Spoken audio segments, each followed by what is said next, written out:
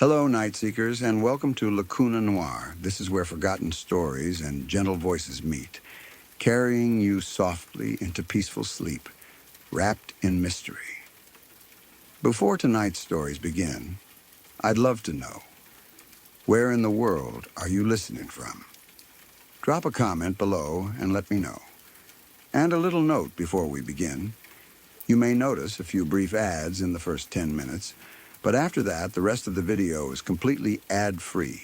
Just you, the silence, and the stories.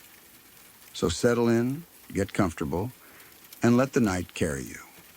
If you're drawn to these quiet, shadowed nights, don't forget to like, subscribe, and tap the bell so you never miss a story when darkness calls.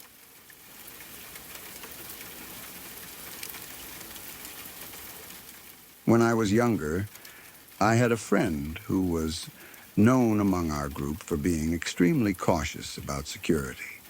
Some people might have called him paranoid, but he always said he was simply careful.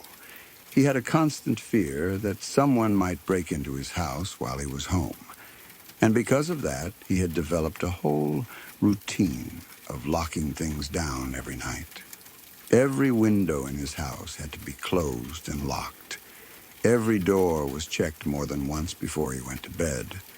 Even during the day, he kept the blinds shut so no one walking outside could see into the house. Whenever we visited, we would joke about how seriously he took those precautions, but he never found those jokes very funny. To him, the possibility of someone breaking into his house was something that genuinely worried him. He had talked about it enough times that it became almost a running theme whenever our group hung out together. One night, after we had been talking online and playing games on Xbox for a while, I decided it might be funny to mess with him a little. Looking back, it probably wasn't the smartest idea, but at the time it seemed like harmless fun. We had just finished talking over Xbox Live, and during that conversation, he had mentioned that he was at home. That gave me the idea. I figured it would be hilarious to show up at his house late at night and try to scare him a little, just to see how he reacted. Since he was already known for being jumpy about security, I thought knocking on his doors and windows would probably send him into a panic. At the time, I imagined it as the kind of prank that would end with both of us laughing about it later. So I got into my car and drove over to his neighborhood. It wasn't a long drive. His house sat on a quiet residential street that was usually calm at night. When I pulled up near his driveway, the area was dark and silent, with only a few porch lights glowing from nearby houses. The first thing I noticed was that his car was parked outside. That confirmed what I already expected. He was home. However, his dad's car wasn't there. I didn't think much about that detail at the time. I assumed his dad might be out somewhere or working late. In fact, I thought that might make the prank even better. If my friend was alone in the house, he would probably be even more nervous when someone started knocking on his doors and windows in the middle of the night. I parked a short distance away and walked up toward the house. The yard was quiet, and the blinds were drawn over most of the windows, just like they always were. It looked exactly the way I expected it to look. I walked up to the front door and knocked. Not too loudly at first. Just enough to get someone's attention. Then I stepped back and waited. At first there was no response, so I knocked again. This time a little louder. After a few seconds, I moved around the side of the house and lightly tapped on one of the windows. Inside the house, I suddenly heard movement. It sounded like someone running quickly from one room to another. Then I heard something else. A scream. The sound echoed faintly through the walls of the house, and I immediately knew my friend was inside, completely freaking out. At that moment, I had to fight the urge to laugh. The reaction was exactly what I had expected. He was panicking inside the house, probably convinced that someone was trying to break in. I kept the prank going for a while. I knocked again, then tapped on another window. Each time I could hear the sounds of frantic movement inside. It sounded like he was running around the house trying to figure out what was happening. At one point, I heard another shout or scream, which only made the whole situation feel more ridiculous from my perspective. This went on for about 10 minutes. Eventually, I decided that was probably enough. I didn't want to push the prank too far and make him genuinely terrified for too long. So I walked away from the house and headed down the road a bit. My plan was simple. I was going to call him and ask how he was doing, just to hear him explain what had happened from his side of the story. I pulled out my phone and dialed his number. When he answered, his voice sounded completely normal. There was no panic, no fear, nothing that suggested he had just spent 10 minutes being terrified in his own house. That confused me immediately. So I asked him what he was doing. He told me that he had gone out with his dad earlier that evening and wouldn't be home for a while. For a moment, I thought I had misheard him. I asked him to repeat that. Again, he told me the same thing. He and his dad had gone out somewhere together. They were not home, and they wouldn't be back until later. At that point, my confusion turned into something else entirely. If he wasn't home, then who had been running around inside the house? I stood there for a moment, trying to process what he had just said. His car had been in the driveway. I had heard someone moving around inside. I had heard someone scream. But according to him, the house should have been empty. Suddenly, the whole situation didn't feel funny anymore. I ended the call quickly and went home, still unsure of what to think about what had happened. The next morning, my phone rang. It was my friend. His voice sounded serious. He asked me something strange. He asked if I had been at his house the night before. At that point, I admitted it. I told him about the prank and how I had been knocking on the doors and tapping on the windows. There was a pause on the other end of the phone. Then he told me something that made the situation even stranger. When he and his dad had come home that night, they noticed something unusual. One of the windows in the house was open, and the couch in the living room had been moved. Neither of those things had been like that earlier in the day. The realization hit both of us at the same time. While I had been outside knocking on doors and tapping on windows, there had probably been someone inside the house, someone who was not supposed to be there. The running sounds, the screaming, the movement inside the house. It all suddenly made a lot more sense. Instead of scaring my friend with a prank, I had probably scared a potential burglar. Whoever had broken into the house must have thought the homeowner had returned unexpectedly. Hearing someone knocking and tapping on the windows outside would have made it seem like someone was trying to get in. That panic might have been exactly what made them run around inside the house. And eventually, it probably convinced them to leave. If that's what really happened, then the situation could have turned out much worse. Instead of a harmless prank, it may have accidentally interrupted a burglary in progress. Thinking back on it now, it's strange how something meant as a joke ended up possibly scaring off a real intruder. And even though we laughed about it later, the thought that someone might have actually been inside the house that night still sends a chill down my spine.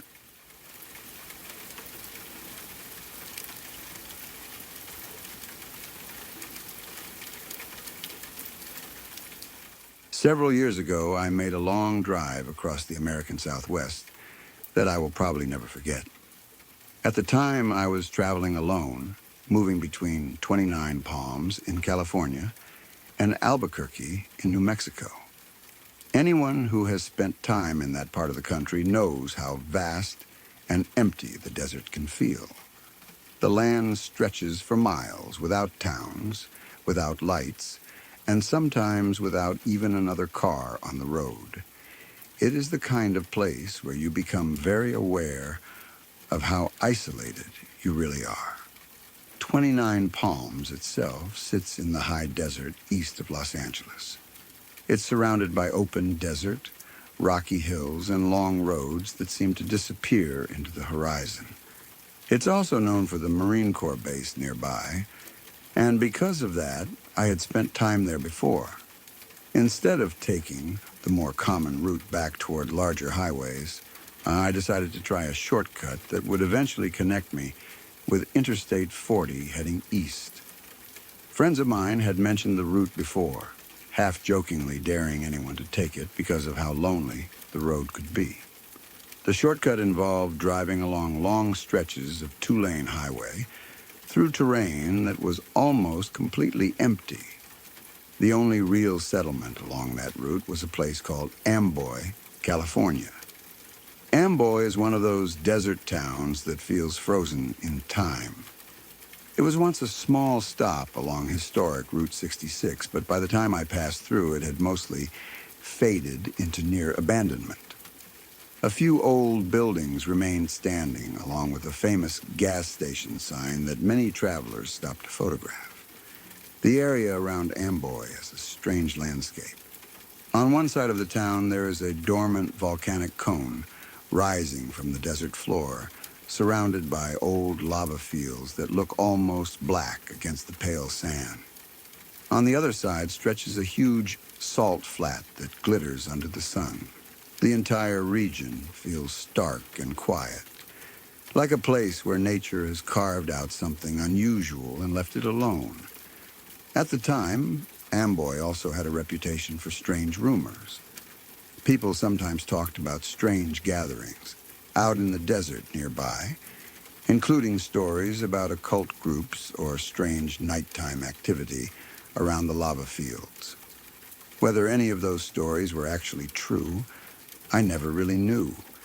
Desert towns often collect rumors simply because they feel mysterious. Still, hearing things like that before driving through an area tends to make you a little more alert. I arrived in Amboy during the afternoon. The sun was still high in the sky, and the town looked quiet and almost abandoned. I pulled over briefly near the famous Amboy sign because I wanted proof that I had actually taken this strange shortcut route. Some of my friends had jokingly challenged me to take the drive, so I figured snapping a photo would be a good way to show them I had really been there.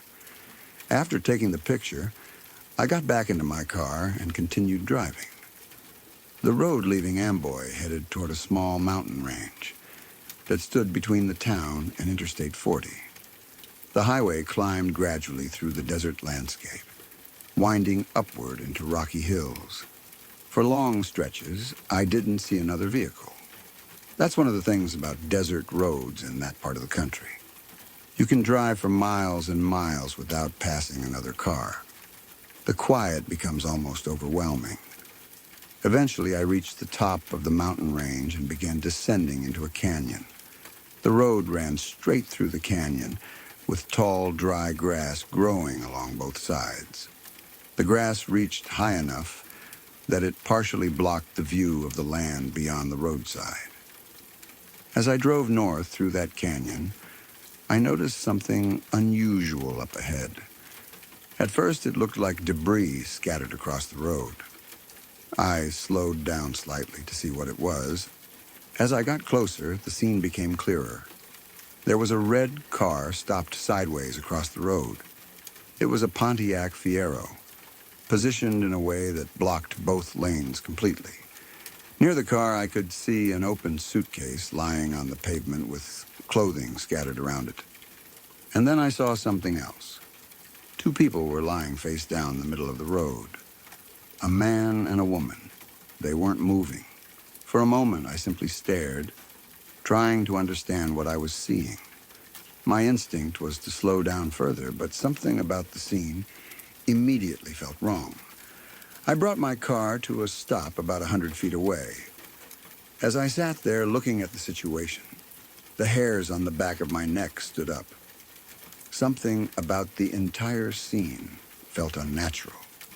The position of the car, the scattered suitcase, the bodies lying perfectly still. It all seemed too deliberate, almost staged. I had been in the Marine Corps, and that background had trained me to pay attention to situations that didn't feel right. Sometimes your instincts pick up on small details before your mind fully understands them. And at that moment, my instincts were screaming that something was very wrong. I reached under the seat and pulled out a 9mm pistol that I kept with me during long drives. I chambered a round. Then I sat there for a moment trying to decide what to do. Part of me wondered if these people had been in an accident. Maybe they needed help. But another part of me couldn't shake the feeling that something about the situation was off. The scene looked too neat, too perfectly arranged. In a normal accident, there would be signs of chaos. Skid marks, damaged vehicles, random movement. This looked like a display. An ambush crossed my mind. The tall grass on both sides of the road suddenly felt like hiding places. If someone were waiting out there, stepping out of the car to help could make me extremely vulnerable. I imagined what might happen if I got out.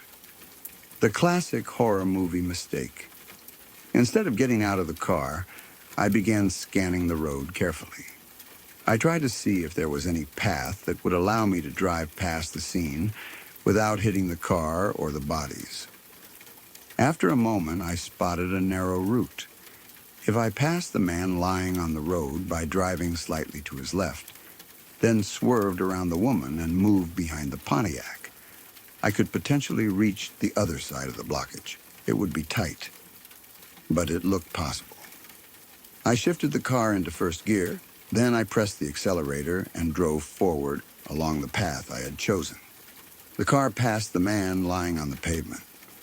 I swerved slightly to avoid the woman, then I steered behind the red Pontiac without hitting it. Within seconds, I had cleared the entire scene and was back on open road. I continued driving forward for a couple hundred feet before slowing down slightly. My heart was pounding. I needed a moment just to breathe. As I glanced into the rearview mirror, something happened that confirmed my worst suspicion.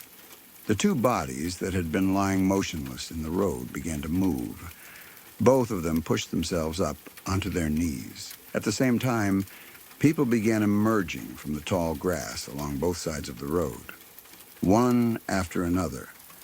Within seconds, there were roughly 20 people standing near the car, and the two figures who had been pretending to be injured.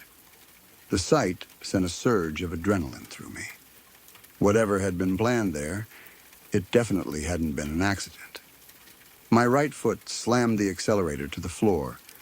I didn't slow down again until I reached the eastbound entrance ramp for Interstate 40. Even after I merged onto the highway, my heart was still racing. To this day, I have no idea exactly what those people were planning. Maybe they intended to rob anyone who stopped. Maybe something worse. But seeing those figures stand up and watching a crowd emerge from the tall grass made one thing very clear. Stopping that day would have been a very bad decision. Sometimes people talk about horror movies and how unrealistic they can be. But experiences like that remind you that real life can be far more frightening than anything written in a script.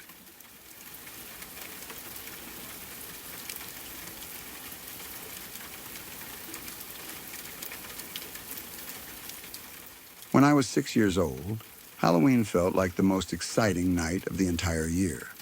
For kids that age, it wasn't just another holiday. It was the one night when everything felt magical, a little mysterious and just scary enough to make it thrilling. Costumes, decorations, pumpkins glowing on porches, and bowls full of candy waiting behind every door made the whole neighborhood feel like something out of a storybook. That particular Halloween had been a long and busy evening. I had spent hours walking through our neighborhood with my family, going from house to house collecting candy. The sidewalks were full of other kids dressed as superheroes, witches, skeletons, and all sorts of strange characters. Some houses had music playing outside. Others had fog machines or spooky decorations that jumped out when you got close to the door. And by the time we finally came home, I was completely exhausted. but also too excited to sleep. My costume was still on, and my candy bag was full. The sugar and excitement of the night had kept me wired, even though it was already late. I remember lying in bed for a while, staring at the ceiling, thinking about all the candy I had collected and which pieces I wanted to eat first. Eventually, I must have drifted off to sleep. But sometime later that night, I woke up again.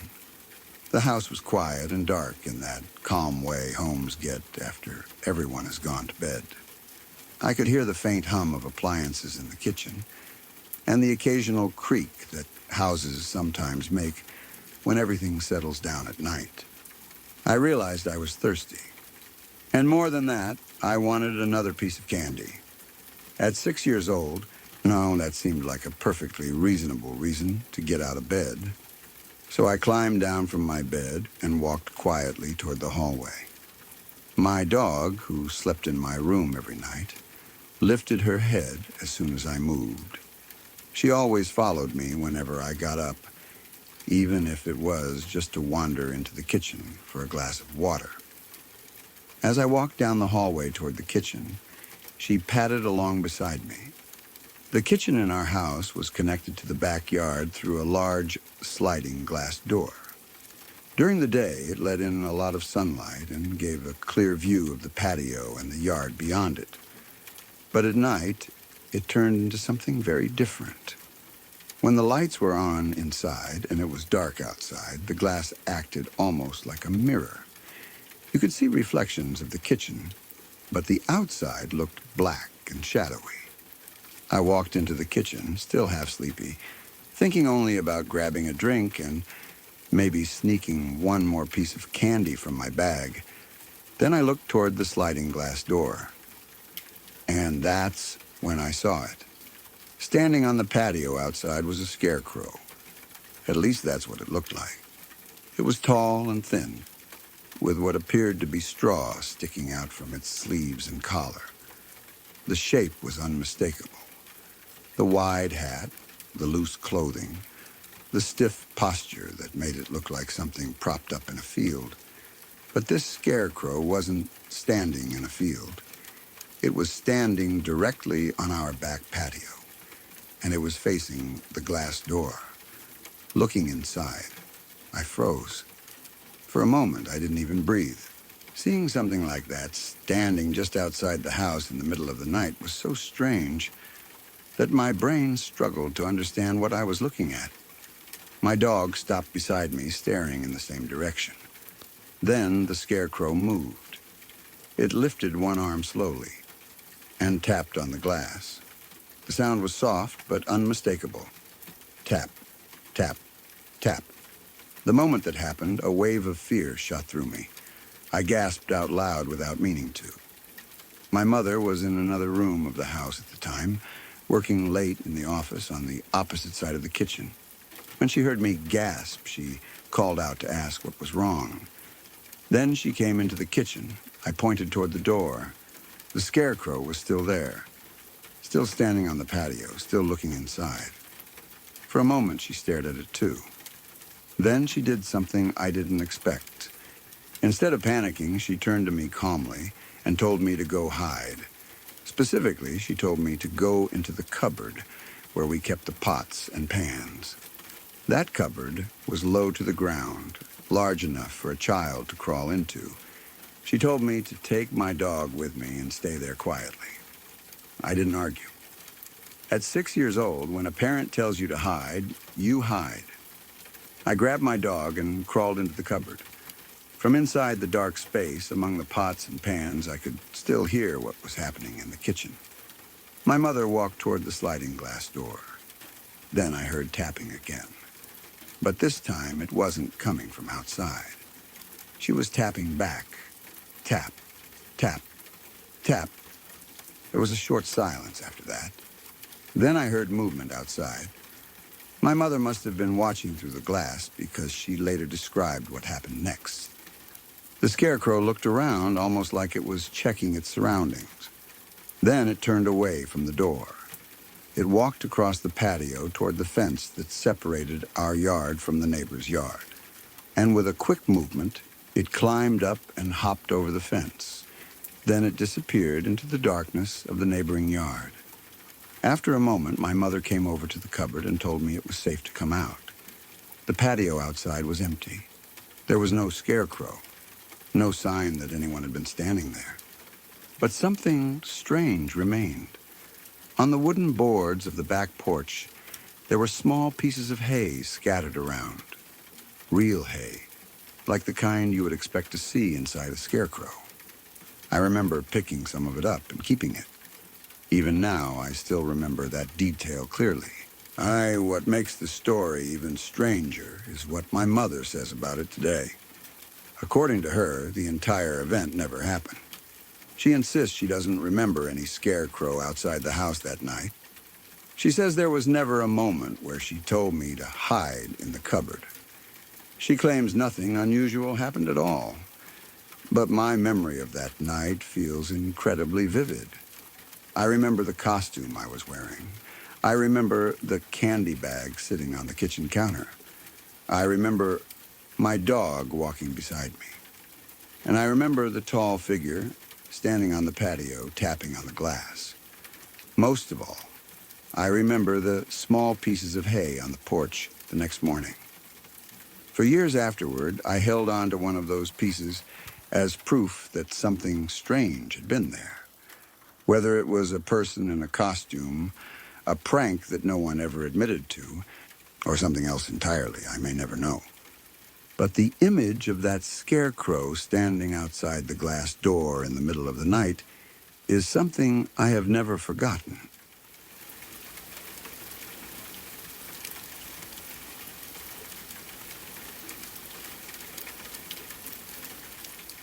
Last summer, something happened that still gives me chills whenever I think about it.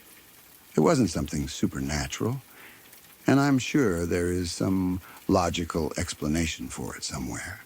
But the timing and the way it happened left a deep impression on me.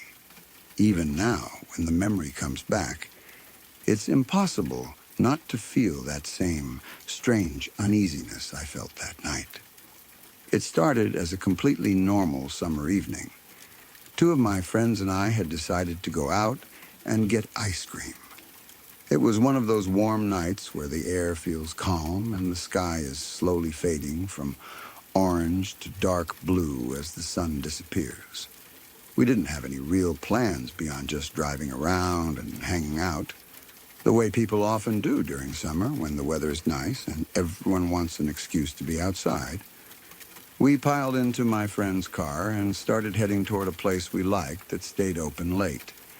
The road we were on was a major highway that ran through a rural area. That meant the speed limit was high and traffic moved quickly.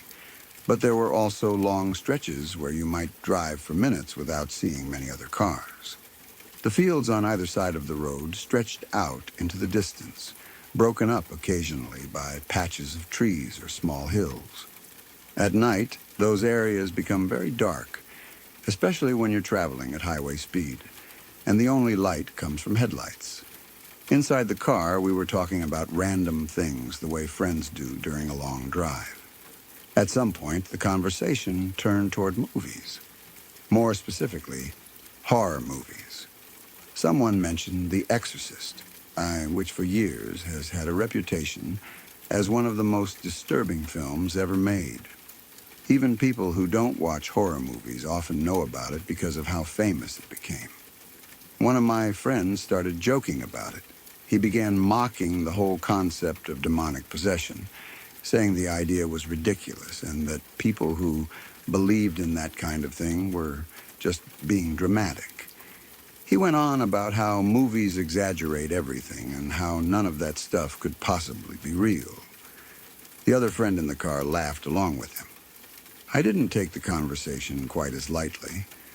I wasn't saying I believed everything from horror movies was real, but I did think there were some things people probably shouldn't joke about too casually. There's always been a part of me that feels certain subjects deserve a little respect. So I started to respond. I remember beginning to say something along the lines of how maybe it wasn't a great idea to mock things like that. I was just starting to explain my point when something happened that completely interrupted the conversation. There was a massive thud. It was unbelievably loud. The sound slammed into the side of the car so hard that it felt like the entire vehicle shook. The impact came out of nowhere, like something had crashed directly into us at full speed. My friend, who was driving, immediately reacted by swerving slightly toward the shoulder of the highway. All three of us shouted at the same time. The noise had been so sudden and violent that none of us had even seen what caused it. For a moment, we thought maybe another car had hit us. But there were no headlights nearby and no vehicles close enough to explain the impact. My friend slowed down and pulled onto the shoulder of the highway so we could figure out what had just happened. The adrenaline was still rushing through all of us as we got out of the car. The first thing we did was walk around to the side where the noise had come from. What we saw made the situation even more confusing. The side of the car had been hit hard enough to leave a visible dent. But the most shocking part was the blood. There was blood splattered across the side of the vehicle. A lot of it. The pattern looked like something had struck the car at high speed and left blood sprayed across the metal surface. Our first thought was that we must have hit a deer. That would have made sense given where we were driving. Deer often wander onto highways in rural areas, and collisions between cars and deer happen all the time. But the scene didn't quite match that explanation. Normally, when a car hits a deer, there are obvious signs. You might see hair stuck to the vehicle. You might see the animal nearby or limping away. You might at least see it running off into the trees. But there was none of that. No fur, no animal, no movement anywhere near the road, and we were traveling at about 70 miles per hour when the impact happened. If we had struck a deer with enough force to spray that much blood across the car, there's no way the animal could have simply disappeared without a trace. There also wasn't any place for it to go. The highway shoulder was open and flat for quite a distance, and we didn't see anything lying nearby. For several minutes, the three of us just stood there trying to figure out what had happened. We even walked a short distance along the side of the road to see if there was any sign of whatever might have hit the car. But there was nothing. Eventually, we decided there wasn't much else we could do. The car was still drivable, even though the side had taken a hit. So we got back in and continued toward our destination. The conversation inside the car was very different now. Nobody was joking anymore. We were all thinking about the same thing, the exact moment when the impact happened. It occurred at the precise second when I had started defending the idea that maybe mocking certain things wasn't a good idea. Of course, that was probably just a coincidence. Highways are unpredictable places. Birds, debris, or other animals can sometimes collide with moving vehicles in ways that are difficult to explain afterward.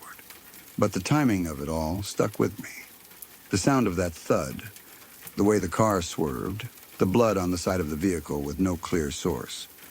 We eventually made it to the ice cream place and tried to shake off the tension of the experience. But even now, whenever I think back to that night, I still feel a slight chill. Not because I believe something supernatural happened, but because sometimes strange things occur at exactly the wrong or right moment. And the timing alone is enough to make the memory feel unsettling long after it's over.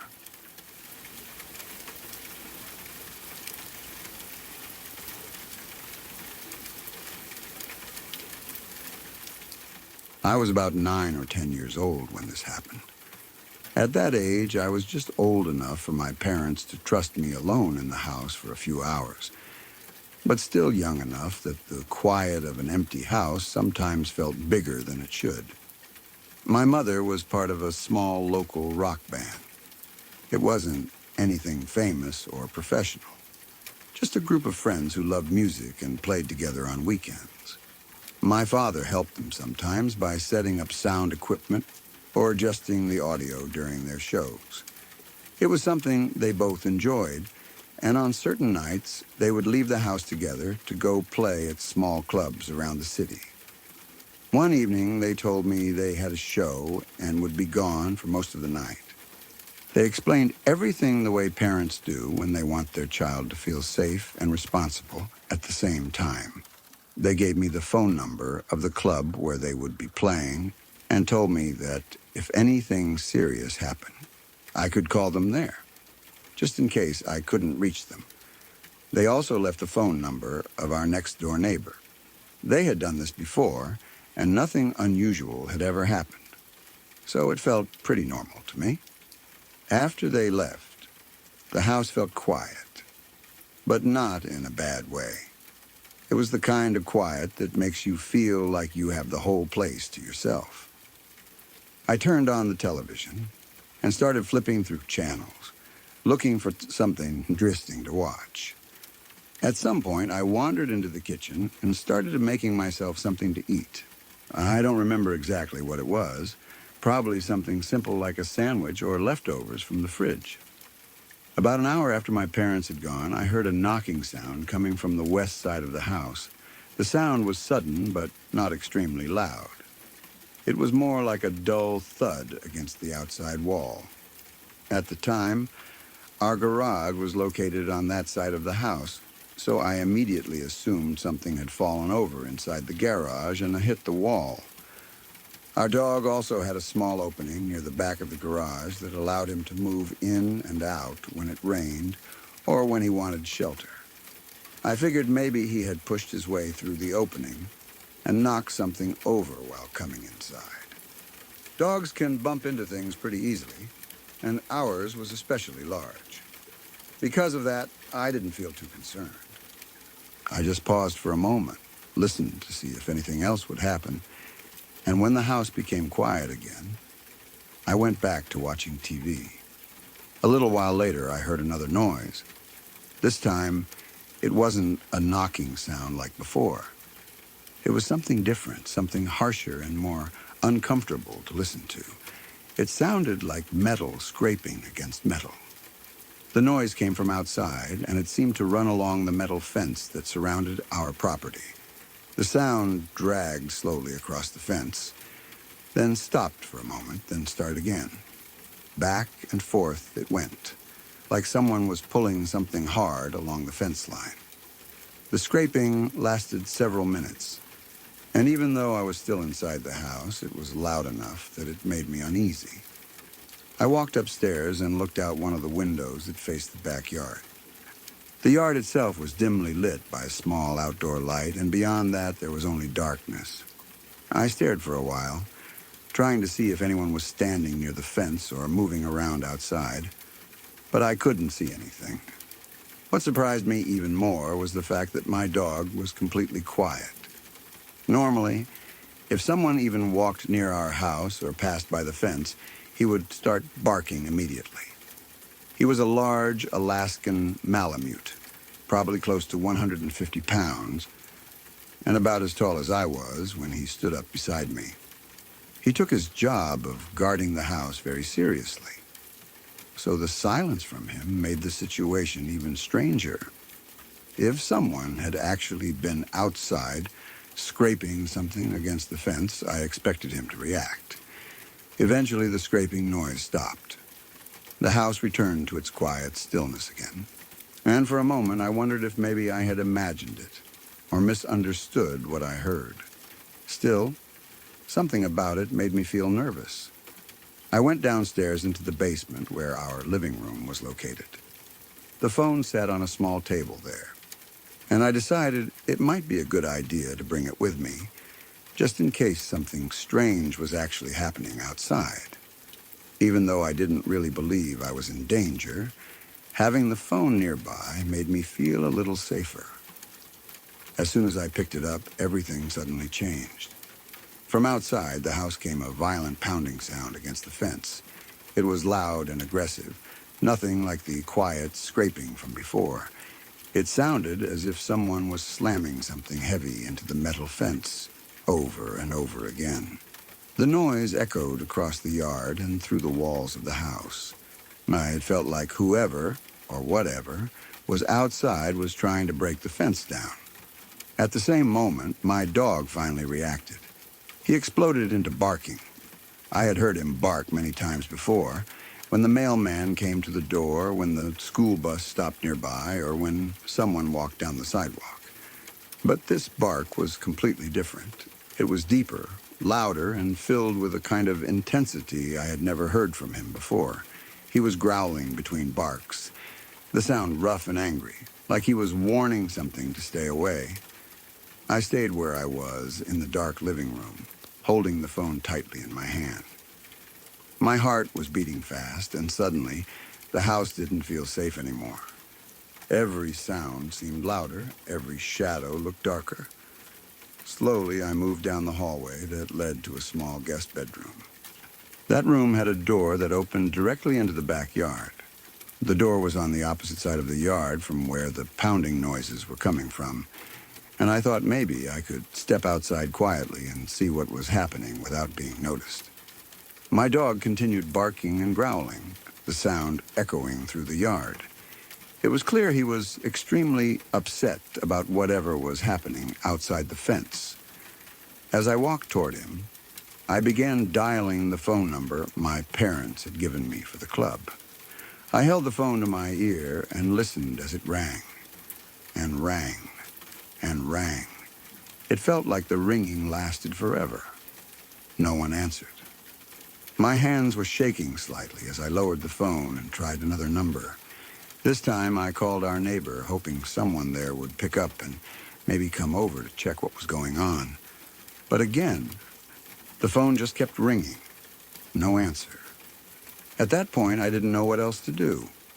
I stayed outside near the back of the house, keeping myself hidden in the darker areas of the yard. My dog remained near the fence line, barking fiercely at something I still couldn't see. The pounding noise eventually stopped, but my dog refused to calm down. He continued barking and pacing back and forth along the fence, his fur raised and his body tense. For hours, it felt like I stayed there in the shadows, watching the fence and imagining what might be standing on the other side. In my mind, I pictured someone slowly walking around the house, maybe staring through the fence, maybe waiting for the right moment to come closer. I was terrified to move too far away from the back door. Eventually, sometime later in the night, I saw headlights turn into our driveway. The bright beams cut across the yard and illuminated the side of the house. My parents were home. The moment I recognized their car, the tension inside me finally started to fade. I walked out from the shadows and headed toward the area where I had heard all the noise earlier. When I reached the fence, I saw something that made my stomach tighten. One of the metal support poles that held the fence in place was completely missing.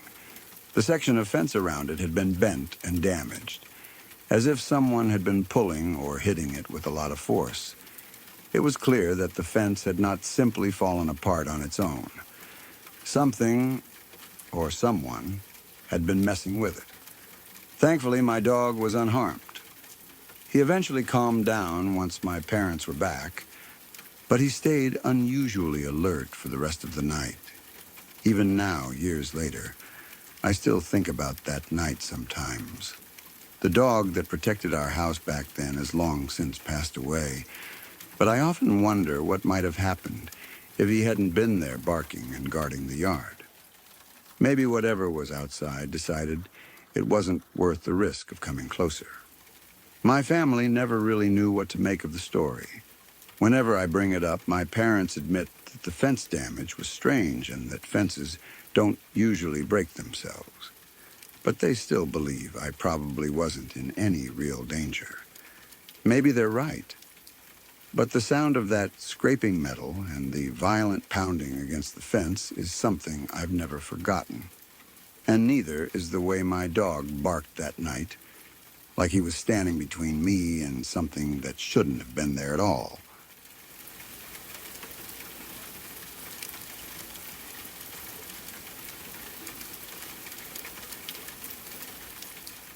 When I was younger, there was a family friend who meant a great deal to me. She wasn't actually related to us by blood, but she had been close to my family for many years, long before I was even old enough to remember. Because of that, I grew up calling her my aunt, even though she technically wasn't one.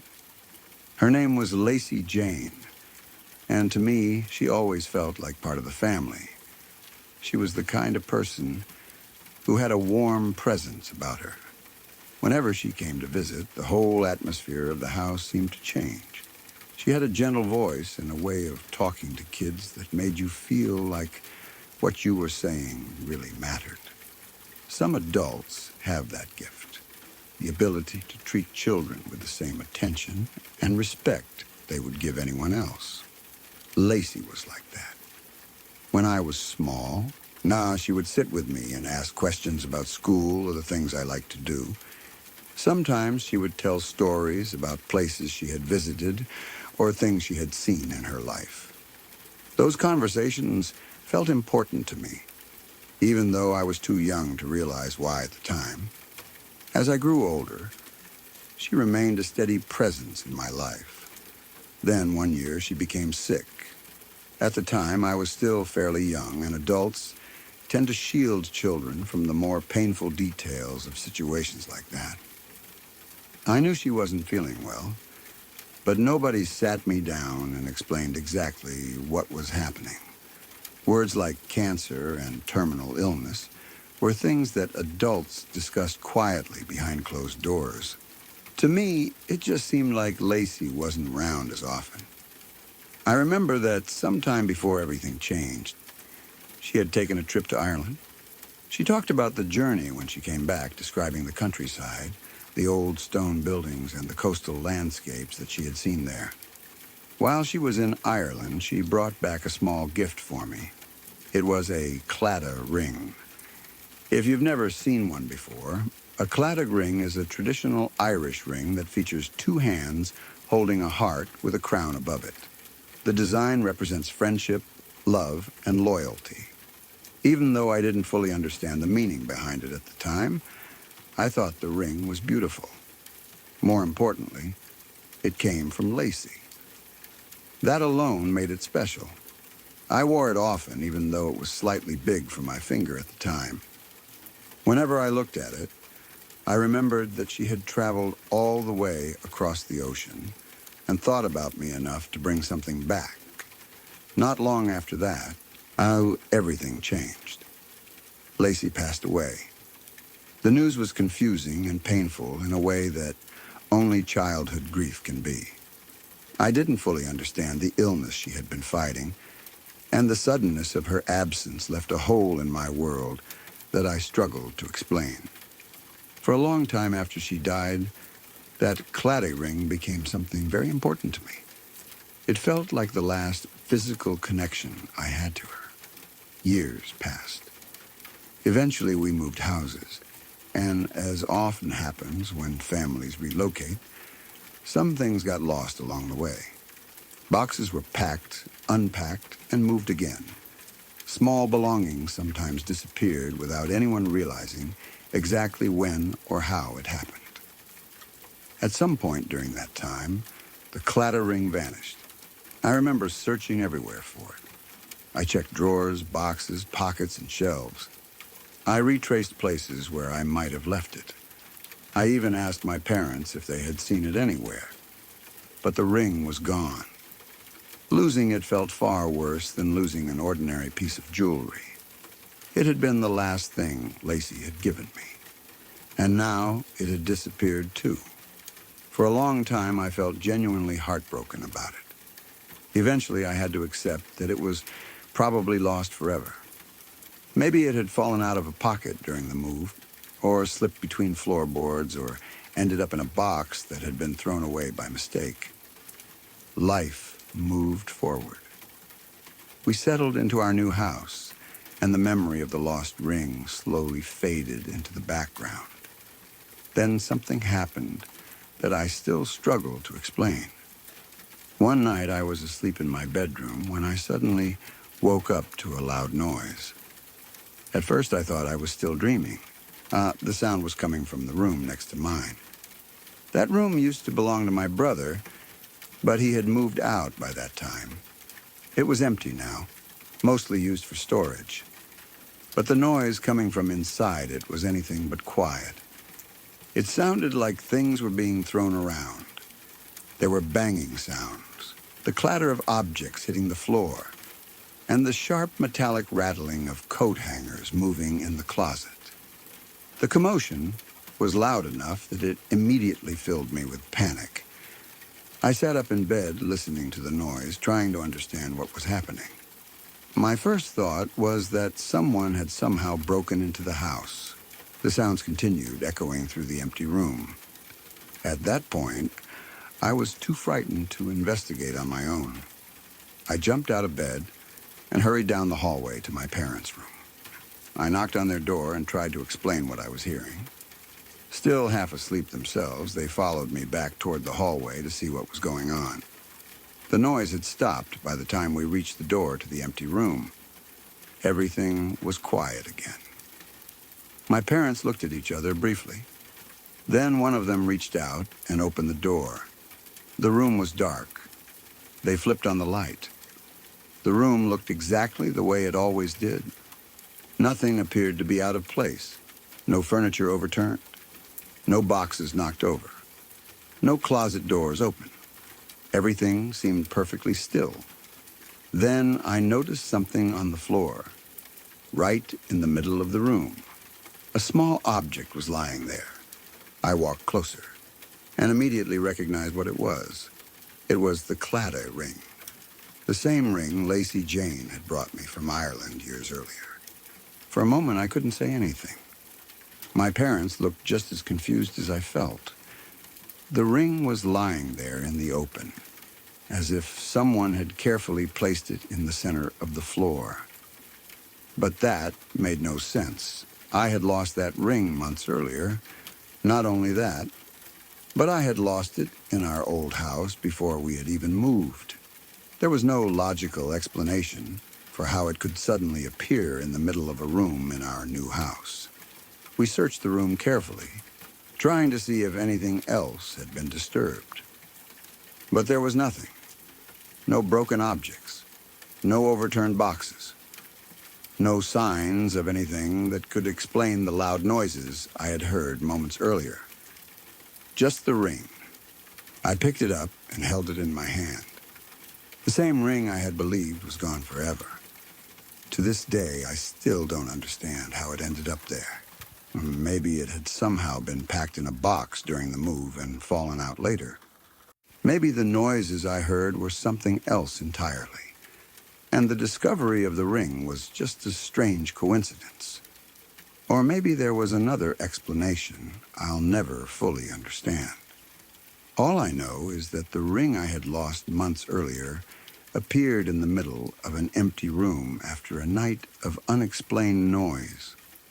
And when I held it again, it felt like Lacey Jane had somehow found a way to return the last gift she had given me. Sorry to pause for just a moment. If this is your first time here, welcome. I hope you're enjoying the calm so far. If you'd like more nights like this, true stories, gentle rain, no interruptions, please subscribe to Lacuna Noir. It really helps me keep creating these peaceful experiences for you. And tap the bell so you're here every time a new story arrives in the dark. Now, back to the story.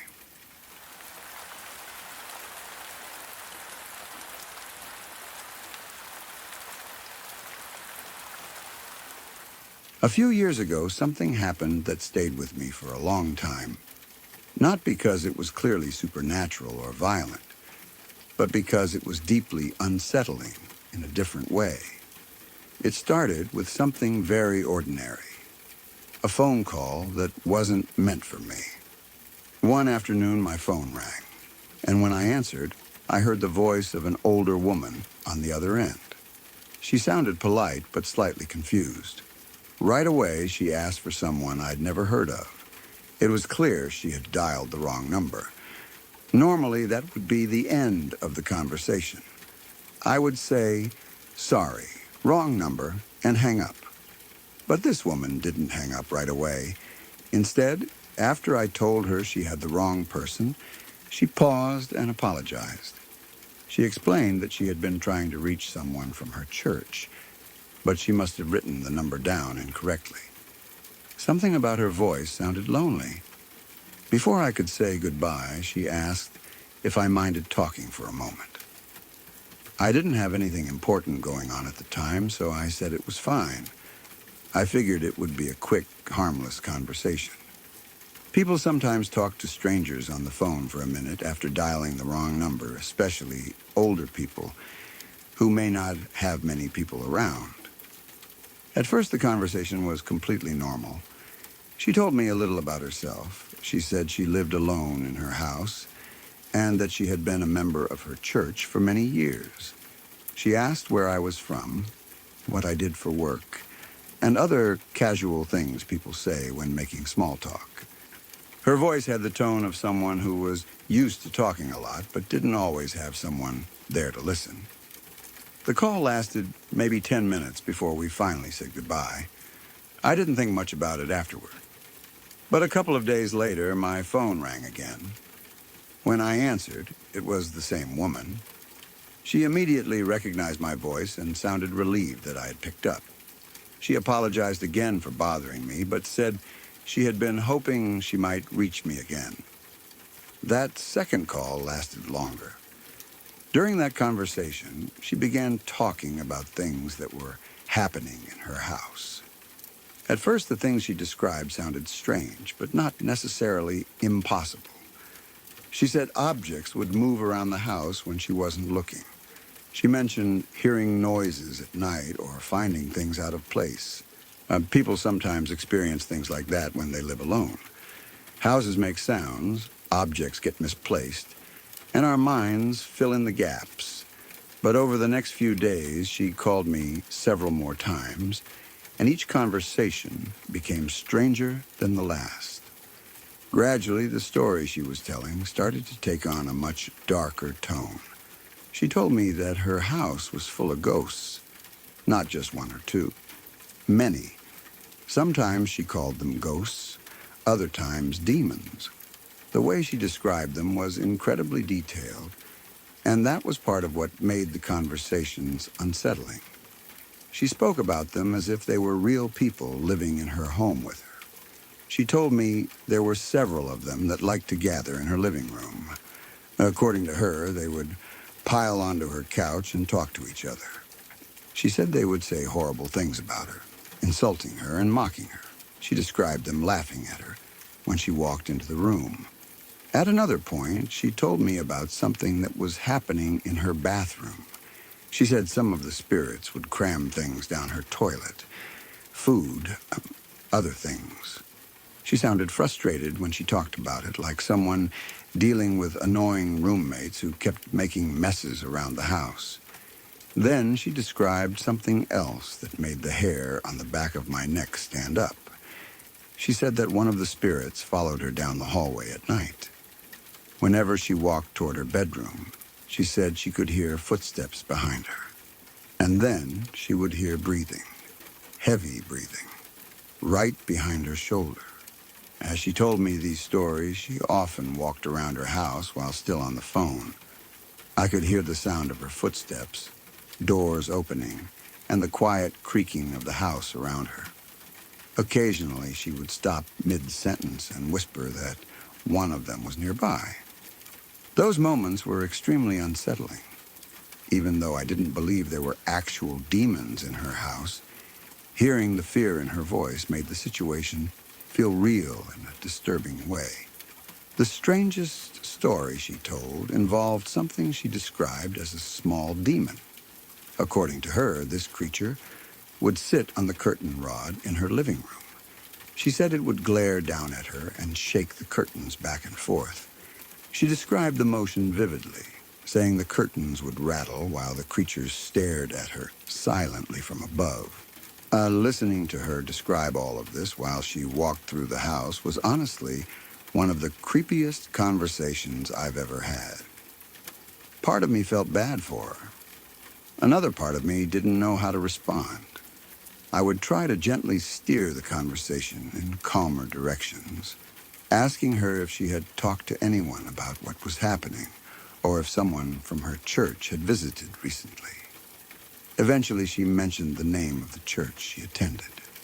After one particularly long conversation, I started to worry that she might be genuinely struggling with something serious. She sounded frightened almost all the time, and the stories were becoming more elaborate. So I decided to call the church she had mentioned. When someone answered, I explained the situation carefully. I told them about the phone calls and about the things she had been saying about ghosts and demons in her house. There was a brief silence on the other end of the line. Then the person I was speaking to sighed in a tired way that suggested they were familiar with the situation. They told me they knew exactly who I was talking about. Apparently, she had been part of their congregation for many years. They explained that she had been having some mental health issues for a while. The church members had tried to help her as best they could, checking on her and offering support. But things had become difficult recently. According to them, she had started pushing people away. They said she had grown suspicious and sometimes even hostile toward the people who were trying to help her. They were still doing what they could, but it had become complicated. Hearing that explanation made everything make a lot more sense. It didn't make the situation less sad, though. Over the next few days, she called me once or twice more. The conversations were similar to the earlier ones, filled with descriptions of the things she believed were happening in her house. I mostly listened and tried to respond calmly. Then, one day, the calls stopped. I never heard from her again. I don't know if she eventually got the help she needed, or if someone from the church was able to reach her and support her more directly. What stayed with me after those conversations wasn't the idea of demons or ghosts. It was the realization of how lonely and frightening the world must have felt from her perspective. Sometimes the creepiest experiences aren't about something supernatural at all. Sometimes they come from hearing how real someone's fears feel to them, even when you know those fears aren't actually there.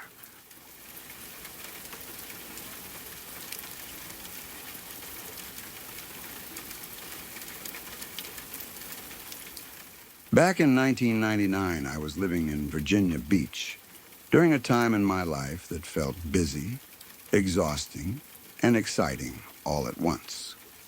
I shared a small first-floor apartment with several people who were very important to me. My best friend lived there, my boyfriend lived there, and at the time we were also raising our newborn baby.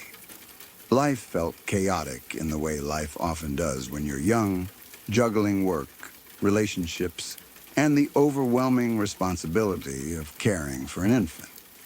The apartment itself wasn't anything fancy. It was a fairly typical ground-level unit in a larger complex with several other buildings arranged around small parking lots and sidewalks.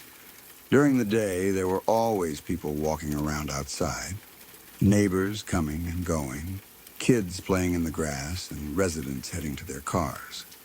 At night, though, the place became very quiet. Our bedroom had a large window that stretched almost from floor to ceiling.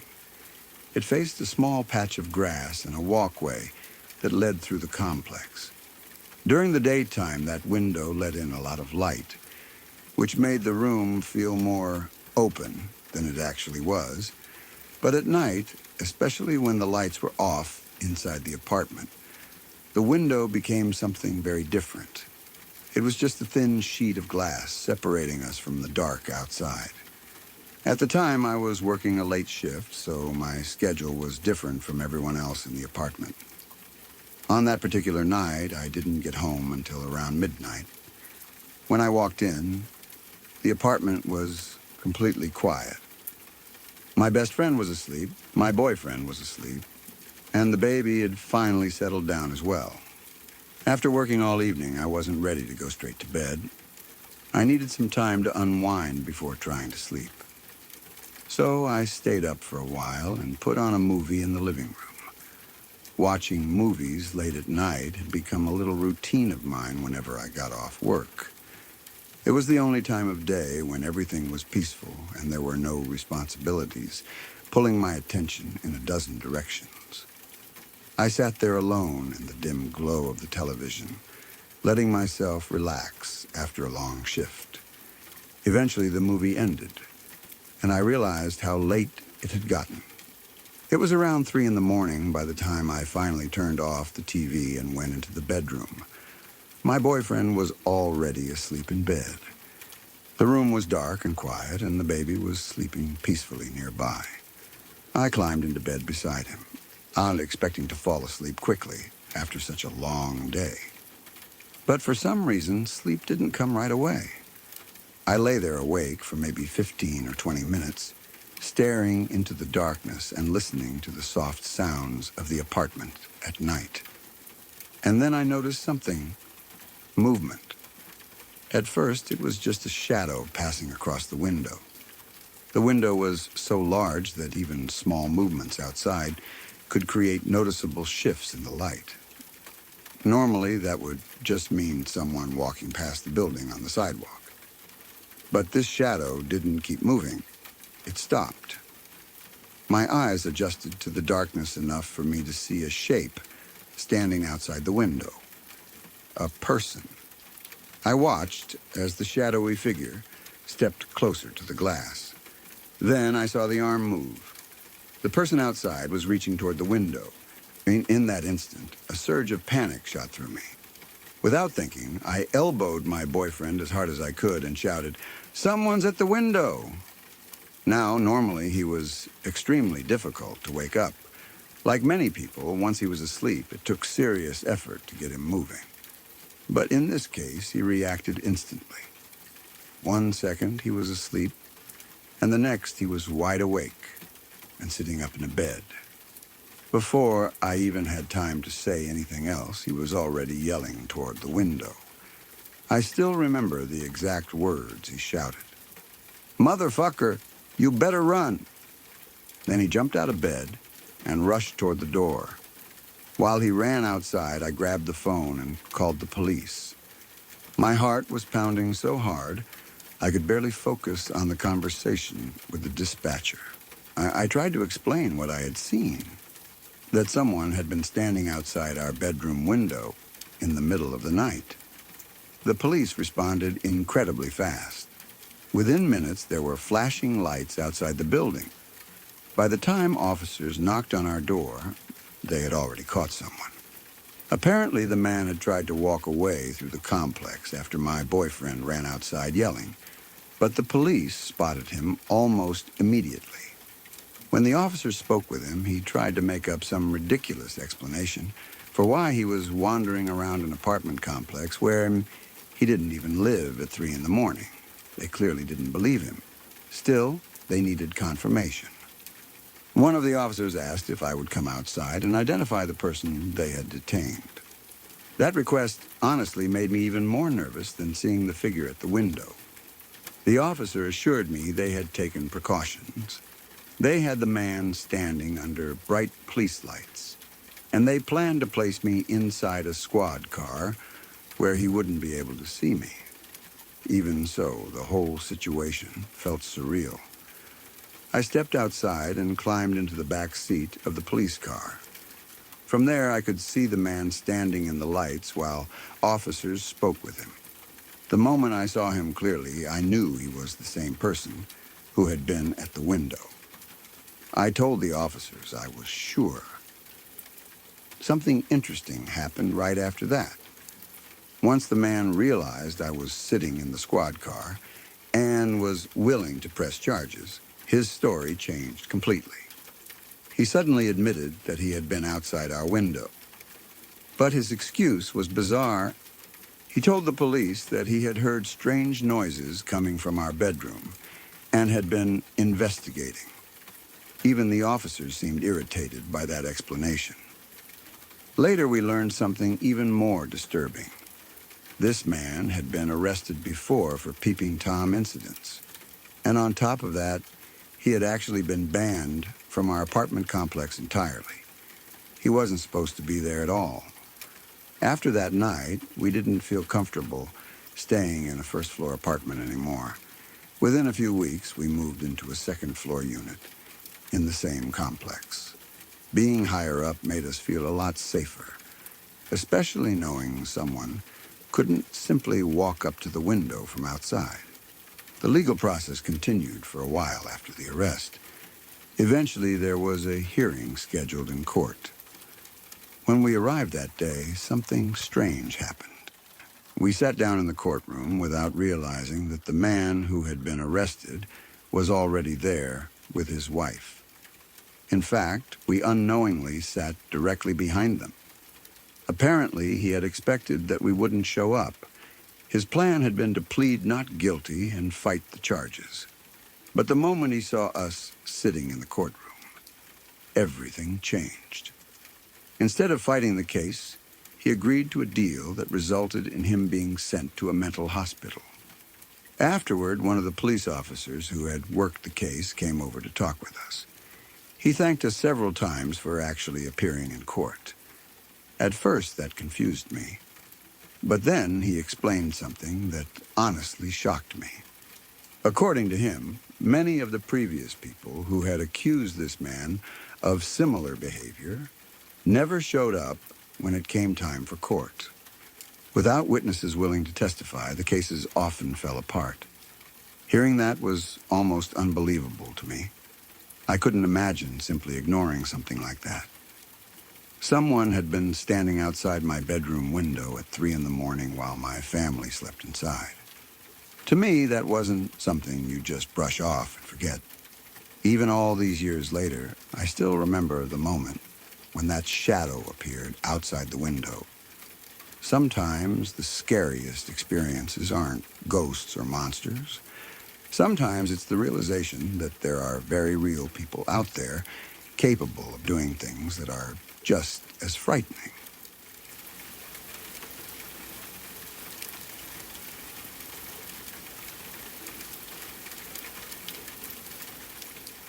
A number of years ago, I had a job working evening shifts at a McDonald's in a town called Hermitage, Tennessee.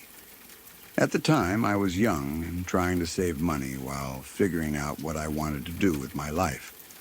Like a lot of people starting out, I took whatever job I could get, and fast food restaurants are often the kind of place that will hire you quickly if you're willing to work hard. The McDonald's where I worked was located along a busy road with several other restaurants and small businesses nearby. During the daytime, it stayed packed with customers coming in for breakfast or lunch. Families with kids, workers on their lunch break, and people passing through the area all stopped there. But late at night, the place felt very different. Once the evening rush ended, the restaurant would become quieter, and the number of customers would slowly drop off. By the time we reached the final hour before closing, only a handful of people might still be sitting inside finishing their food.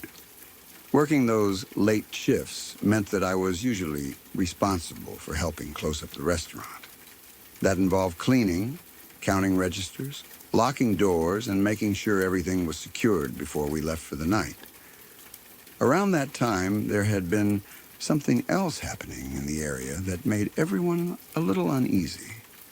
There had been a series of robberies targeting fast food restaurants. The stories had spread quickly among employees at nearby places because word travels fast when something like that starts happening. Workers talked about it during their shifts. Managers warned staff to be cautious, and everyone became more alert whenever something unusual happened late at night. Even though we tried to stay calm about it, the idea of robberies happening at restaurants like ours definitely stayed in the back of our minds. One particular evening stands out clearly in my memory. I was working a late shift, and the manager told me that we would be closing a little earlier than usual that night. I don't remember the exact reason, but sometimes that would happen if business was slow or if we needed extra time to finish cleaning. So I started going through the usual process of shutting things down. The restaurant had several sets of doors, and part of closing involved locking some of them so that customers could only enter and exit through one location while we finished the night's work. I walked over to the far set of doors and locked them. There was still a small group of people sitting inside the dining area. They had food and drinks in front of them and looked like they were just finishing up their meal. I walked over and let them know what was going on. I told them we were starting to close the restaurant for the night, but they were welcome to stay and finish their food. I also explained that when they were ready to leave, they could just let one of us know so we could unlock the doors for them. They nodded and seemed perfectly fine with that arrangement. After talking with them, I turned back toward the entrance area to continue my closing duties. That's when I noticed a car pulling into the parking lot. The car came to a stop fairly quickly, and almost immediately, a man jumped out of the driver's seat. He started running toward the entrance. At that moment, he was heading straight for the set of doors I had just locked. I waved both of my arms to get his attention and pointed toward the other entrance that was still unlocked. I wanted to make sure he knew he needed to walk around the open doors if he wanted to come inside. From my perspective, it looked like he noticed my gesture. But instead of heading toward the unlocked entrance, he suddenly stopped. For a split second, he stood there facing the doors. Then something happened that made my stomach drop. The man turned around quickly and ran back toward his car. As he did, I saw him reaching toward his waistband. And then I saw the gun. He was stuffing a large pistol back into the waistband of his pants as he hurried toward the vehicle. The sight of that gun sent a jolt of fear through me. Everything suddenly made sense in the worst possible way. He hadn't been running toward the restaurant to buy food. He had been about to walk into the building with a gun. The small group of customers I had spoken with earlier had seen the same thing I did. Their faces showed the same realization that had just hit me. Without wasting another second, I rushed over to the doors that were still unlocked. If someone was planning to rob the restaurant, the last thing we wanted was for them to have easy access inside. I locked those doors immediately. Once the building was secured, the manager called the police. The officers arrived not long afterward and began asking questions about what had happened. They took statements from me and from the other people who had witnessed the situation. We described the man, the car he had been driving, and the fact that he had been carrying a pistol. After the police finished gathering information, the night slowly returned to normal. The restaurant eventually closed and everyone went home. But the experience stayed in my mind. And there's something chilling about realizing how close you might have come to being involved in a violent situation without even knowing it. About a week later, my life changed in a completely different way. I moved out of state. It wasn't related to the incident at the restaurant. The move had already been planned. I was relocating to another city for a fresh start and new opportunities. Once I settled into the new place, I developed a habit of reading the newspaper each day. One particular newspaper I liked included short news stories from different states across the country. I enjoyed reading those sections because they often mentioned towns or places where I had lived before. It felt strange but interesting to see familiar locations appear in the news. One morning, not long after the move, I was flipping through the paper when a headline caught my eye. It read something like, Tennessee, Hermitage. That immediately grabbed my attention. Hermitage was the exact town where I had just been living. Curious, I started reading the article. The next line made my heart sink. It mentioned a McDonald's. My McDonald's. The article explained that there had been a robbery at that restaurant. The details were horrifying. According to the report, 3 people had been killed during the robbery. Another person had been stabbed and left for dead. As I read those words, the memory of the man in the parking lot flashed through my mind. The man who had run toward the doors. The man I had waved away. The man who had turned around and run back to his car while stuffing a pistol into his waistband. I couldn't help wondering if it had been the same person. If he had arrived at the restaurant that night with the intention of robbing it, but changed his mind when he realized the doors were locked. If he had simply left and tried again later.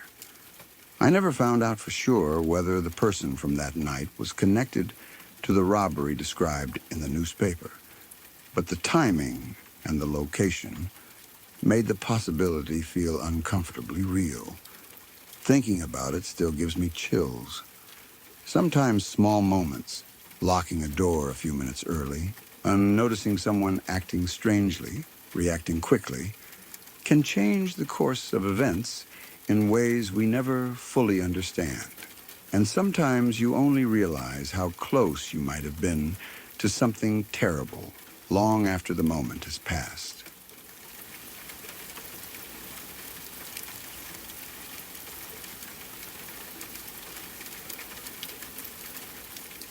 Several years ago, when I was younger, and had far fewer responsibilities than I do now, my friends and I used to find all kinds of ways to entertain ourselves late at night. None of us had much money, but that never really mattered. When you have a group of close friends and a little imagination, you can turn almost any place into an adventure. One of the things we loved doing was playing airsoft. For anyone who hasn't played before, airsoft is basically a kind of mock battle game where players use replica guns that shoot small plastic pellets. It's a lot like paintball, except instead of paint, you're firing lightweight BBs. The idea is simple. Split into teams, pick a place to play, and try to outmaneuver the other side. Back then, it felt incredibly intense. Even though looking back, it was mostly just a bunch of teenagers running around in the dark, pretending we were in some kind of action movie. One particular night stands out in my memory because of how strange the whole experience became. There were about 9 or 10 of us gathered together that evening. Someone had the idea that instead of playing in the woods or in a field like we normally did, we could use the grounds of a church and school building that belonged to one of our friends. That friend worked there doing maintenance work, so he had permission to be on the property after hours.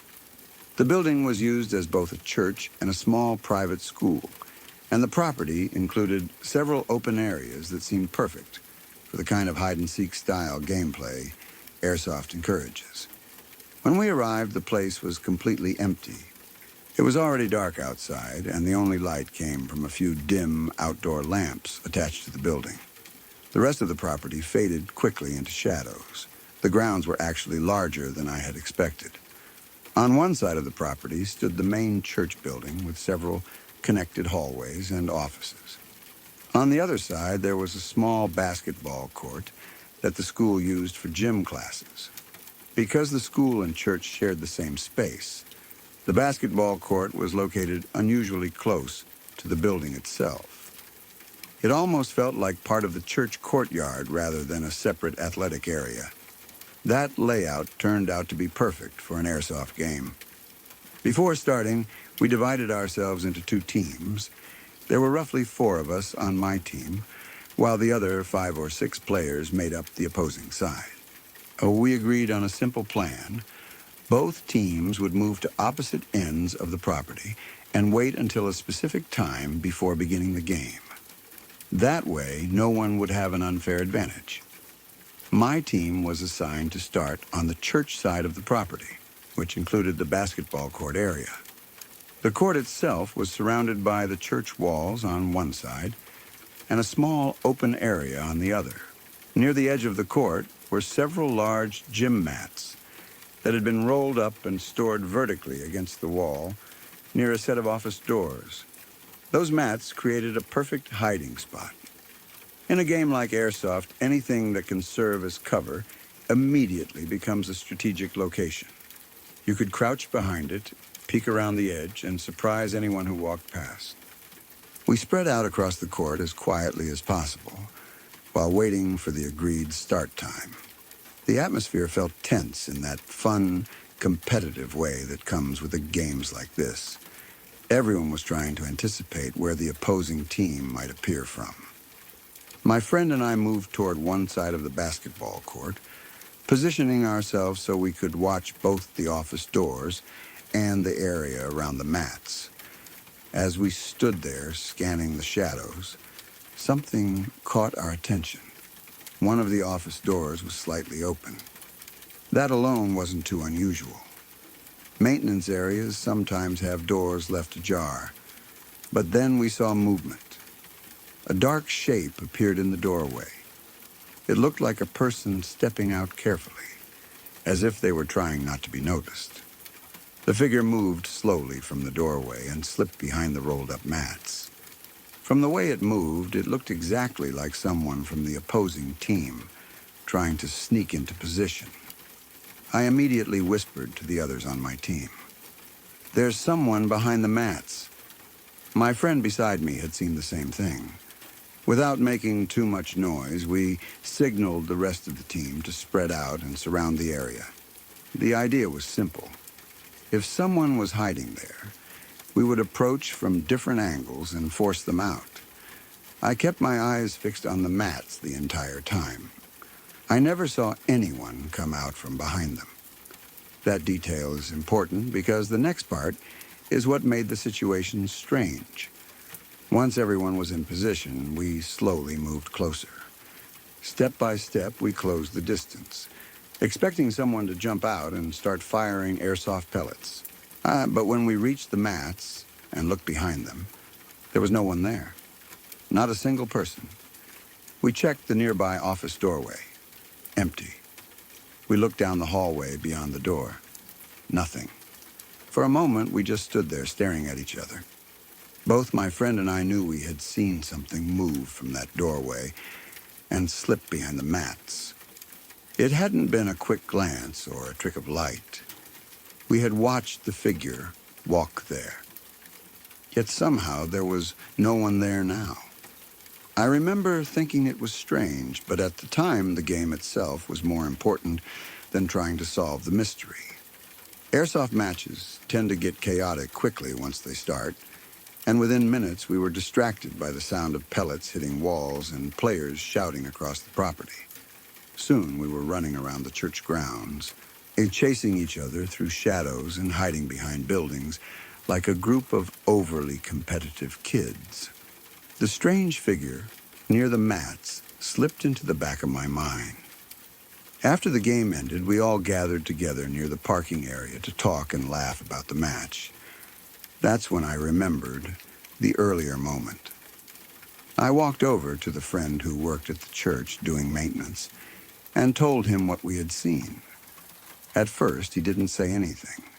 He just listened quietly while I described the figure stepping out of the office doorway and hiding behind the mats. When I finished, he gave a small shrug and said something that immediately caught my attention. "You're not the first person to say something like that."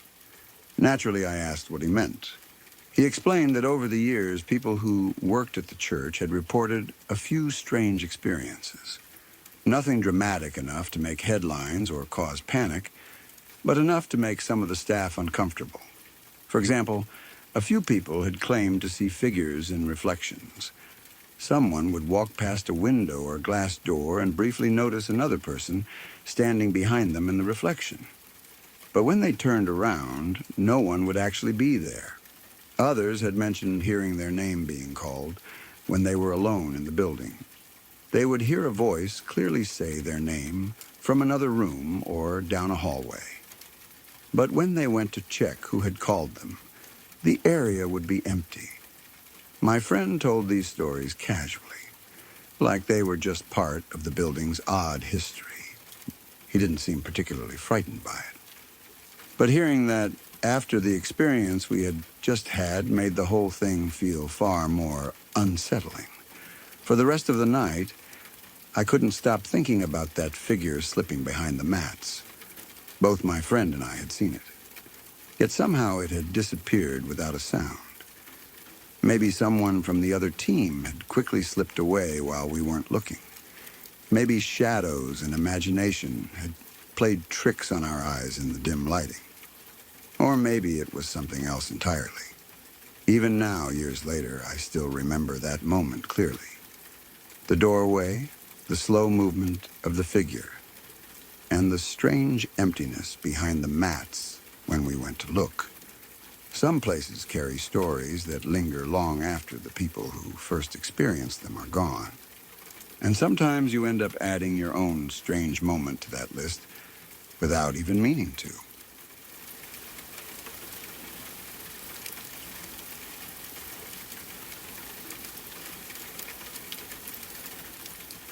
For most of my childhood and teenage years, my parents lived in a place that many people would probably consider beautiful, peaceful, and quiet.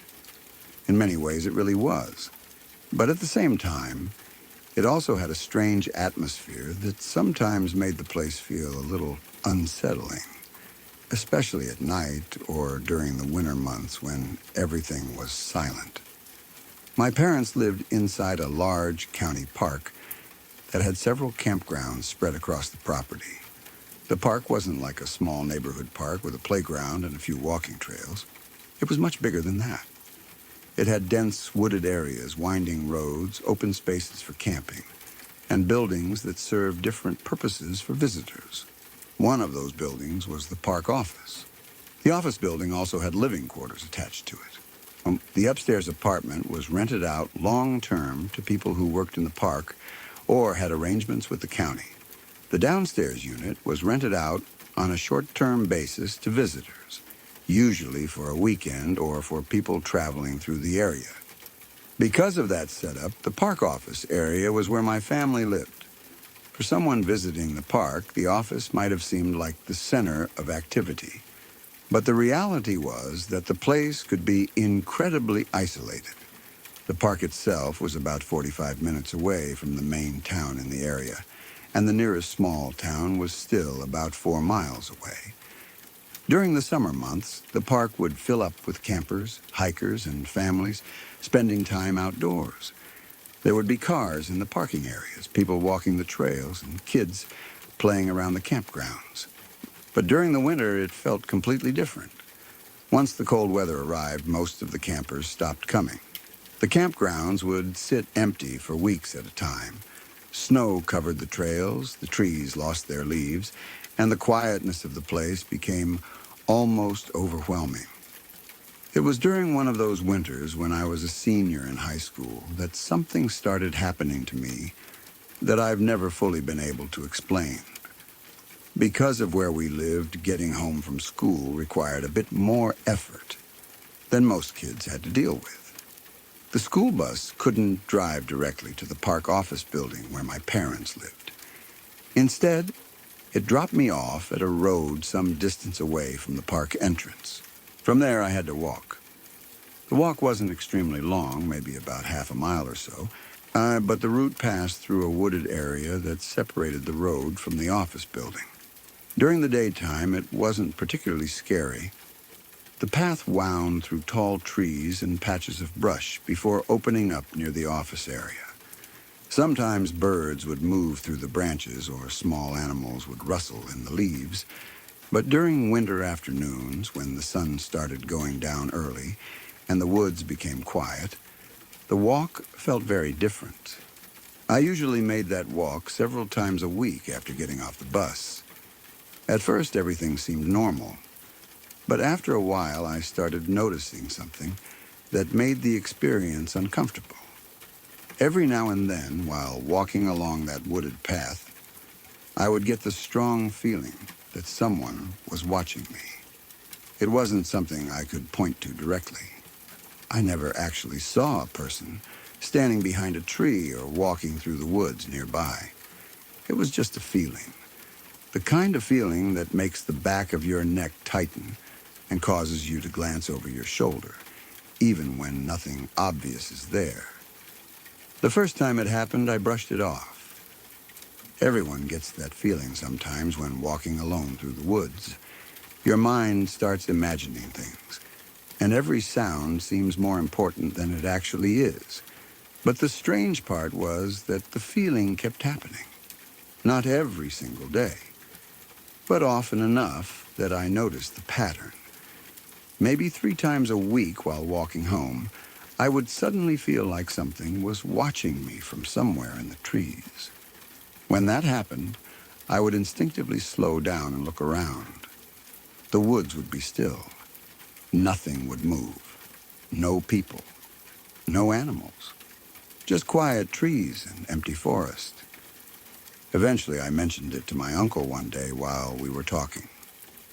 I explained that sometimes when I walked through the wooded area, I felt like something was following me or watching from somewhere nearby. His response was quick and matter-of-fact. He said it was probably cougars. At first, I thought he was joking. But he explained that mountain lions, or cougars, occasionally lived in wooded areas like that. They were extremely quiet animals and very good at staying hidden.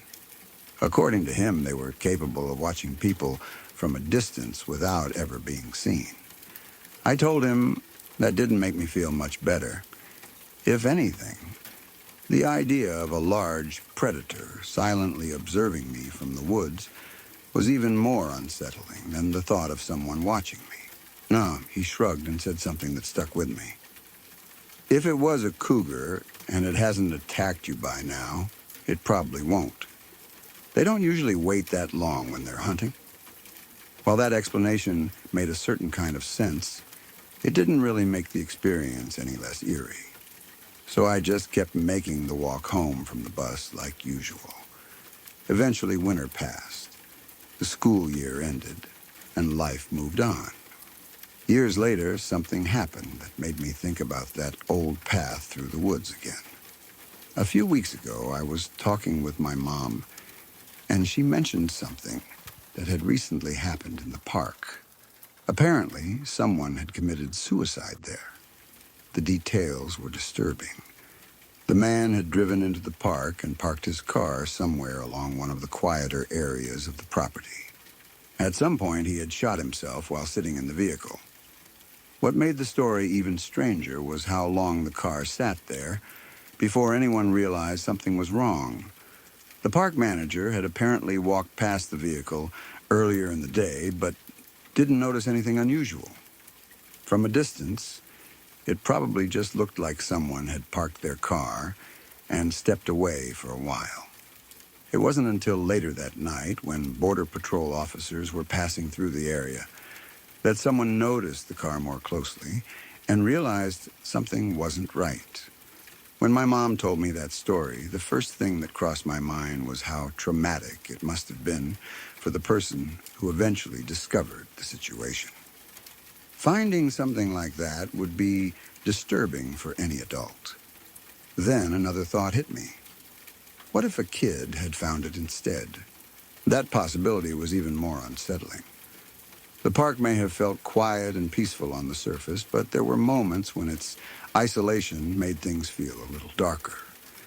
When I think back to those walks through the woods during my senior year, I still remember that strange sensation of being watched. Maybe it really was a cougar moving silently through the trees. Maybe it was just my imagination reacting to the quietness of the forest. Or maybe it was simply the eerie atmosphere of living in such a remote place. Even though I still like the idea of living somewhere surrounded by nature, there's always been a part of me that remembers how that park sometimes felt after the sun started to go down. Beautiful places can also feel a little creepy when you're completely alone in them.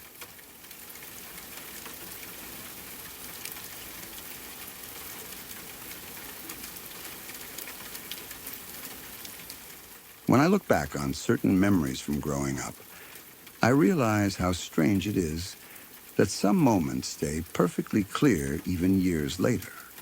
They replay in your mind almost like a scene from a movie, every sound and movement frozen in time. One particular incident from my childhood still stands out that way. At the time, it felt absolutely terrifying, like something supernatural had happened in our house. Later on, of course, we discovered the explanation was much simpler, but the experience itself was so intense that it stayed with me for a long time. This happened when I was living with my family in Florida. My sister and I were still young and shared a house with our parents that was typical of many homes in the area. It wasn't huge, but it was comfortable. And the layout was simple enough that you could hear most things happening throughout the house. The bedrooms were connected by a hallway that ran past the bathroom and our parents' room before leading into the living area. Florida has its own unique atmosphere, especially if you grow up near the coast. Warm nights, the constant sound of insects outside, and sometimes the distant rumble of storms rolling in from the ocean. Because of our location, there was also something else that people in other parts of the country didn't experience very often. The presence of NASA launches and re-entries from the nearby space program. Back in those days, the space shuttle program was still active. Launches happened regularly, and everyone in the state knew that when a shuttle returned to Earth, it sometimes produced powerful sonic booms that could shake houses miles away. But when you're young, those kinds of details aren't always the first thing your mind jumps to. One particular night, I was sleeping peacefully in my room. I don't remember exactly what time it was, but it was late enough that the whole house was quiet. My parents were asleep, the lights were off everywhere, and the silence of the night had settled in. Then suddenly, everything exploded into chaos. I woke up to the sound of someone running down the hallway at full speed. Not just normal footsteps, but the frantic kind that immediately make you think something is terribly wrong. Before I could even sit up fully in bed, I heard my sister screaming. And not the playful kind of scream kids sometimes make when they're joking around or trying to scare someone. This was a full, terrified scream. The kind of sound that instantly sends a jolt of fear straight through your body. The next thing I knew, my bedroom door flew open and my sister rushed inside. She jumped straight onto my bed and grabbed my shoulders, shaking me as hard as she could. "Wake up! Wake up!" Her voice was panicked and breathless. For a moment, my brain struggled to catch up with what was happening. But something interesting happens to your mind in situations like that. Even when you're half asleep, the brain starts processing possibilities incredibly quickly. Within seconds, my mind had already jumped to the worst conclusion imaginable. Someone must be chasing her. Maybe a burglar, maybe a murderer. Maybe something had broken into the house. I jumped out of bed immediately, my heart pounding. My first instinct was to look for something I could use as a weapon. When you're suddenly thrown into a situation like that, you don't think logically about whether the threat is real or not.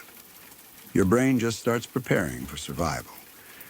Meanwhile, my sister was still trying to explain what had happened, but she was so out of breath that it took a moment for her words to make sense. Finally, she managed to say that she had been in our parents' bathroom, blow-drying her hair when something strange happened. According to her, while she was standing there using the hair dryer, every single bottle sitting on the bathroom shelves suddenly fell to the floor at the same time. Not just one bottle slipping off accidentally, all of them. The way she described it sounded almost like something invisible had swept across the shelves and knocked everything down. Soap bottles, shampoo, lotion, whatever else had been sitting there. Everything crashed onto the floor. Naturally, in that moment, her mind had jumped to the most dramatic explanation possible. She thought something supernatural had just happened. Maybe a ghost, maybe some kind of poltergeist activity. and that was why she had run down the hallway screaming for help. Once she managed to finish explaining, the adrenaline was already flowing through me.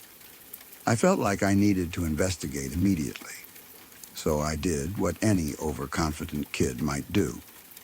I marched down the hallway toward the bathroom, trying to look brave. Inside my head, I was thinking about things I had seen in movies or heard people talk about when dealing with supernatural stuff. I vaguely tried to remember religious phrases or prayers that might somehow protect me if there really was something paranormal happening in the house. I probably looked ridiculous, but at that moment I felt like I was about to confront something mysterious. When I stepped into the bathroom, the scene looked pretty dramatic. The floor was covered with bottles. Shampoo containers had rolled across the tiles. Soap dispensers were lying on their sides. Several other items that had been neatly arranged on the shelves were now scattered everywhere. It definitely looked like something sudden had knocked everything down. But the room itself was quiet. No strange lights, no mysterious figures, no invisible force moving things around. Just a messy bathroom. I looked around carefully, trying to figure out what might have caused it.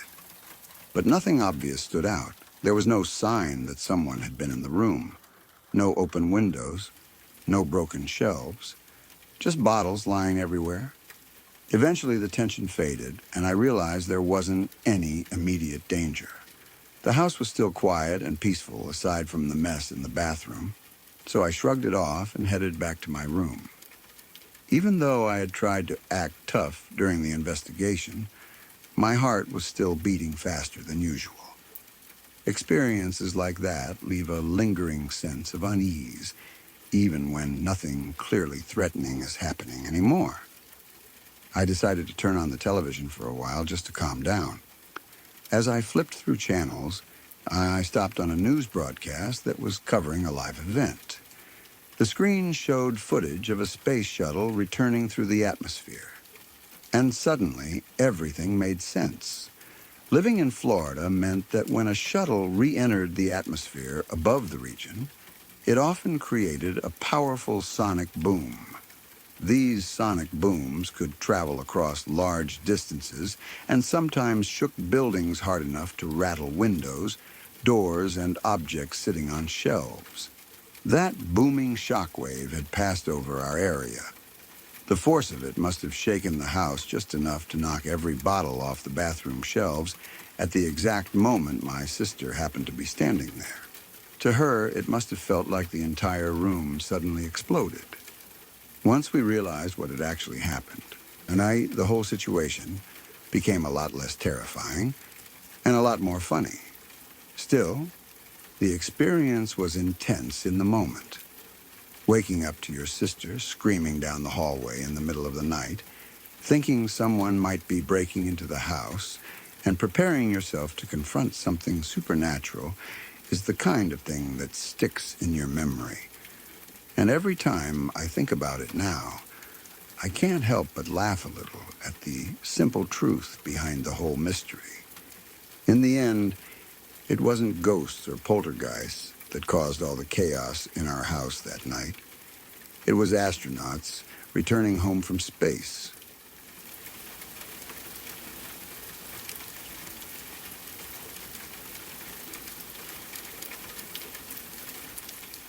When I was 16 years old, I spent a lot of evenings walking around my neighborhood with my boyfriend at the time.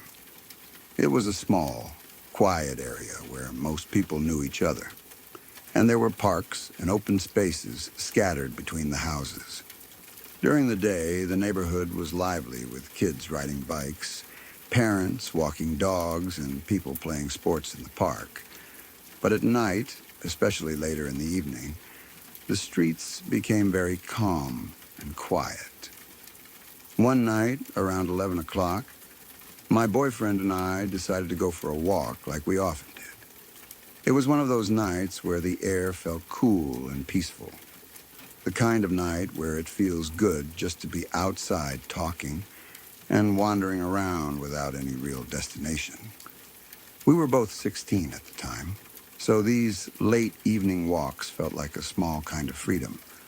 Our parents trusted us enough to be out in the neighborhood, and we enjoyed the chance to just talk about school, friends, and whatever random thoughts came to mind. Across the street from my boyfriend's house, there was a park that we visited pretty often. It wasn't a huge park, but it had several different areas. There were 2 basketball courts side by side, a playground with swings and slides, and beyond that, there were baseball fields that were used during the day by local teams. The park looked completely different during the night than it did during the day. In the daytime, it was colorful and noisy, full of kids shouting and basketballs bouncing on the courts. But at night, most of it became dark and quiet, except for the few places where lights were installed. The only real lighting in that park came from tall poles above the basketball courts. Those lights shined brightly down onto the courts themselves, making them the most visible area in the entire park after sunset. Everything else around the park was much darker. When my boyfriend and I reached the park that night, we noticed that one of the basketball courts was still busy. There were probably around 8 people playing a game. We could hear the echo of the ball hitting the pavement and the occasional shout from someone calling for a pass. The other basketball court, the one closer to the playground and swing set, was completely empty. The lights above the courts made a sharp contrast between brightness and darkness. The area directly under the lights was very clear, but just a few steps away, the shadows became deep and hard to see through. We walked past the court where people were playing and continued around toward the baseball fields behind the park. The fields were empty and quiet.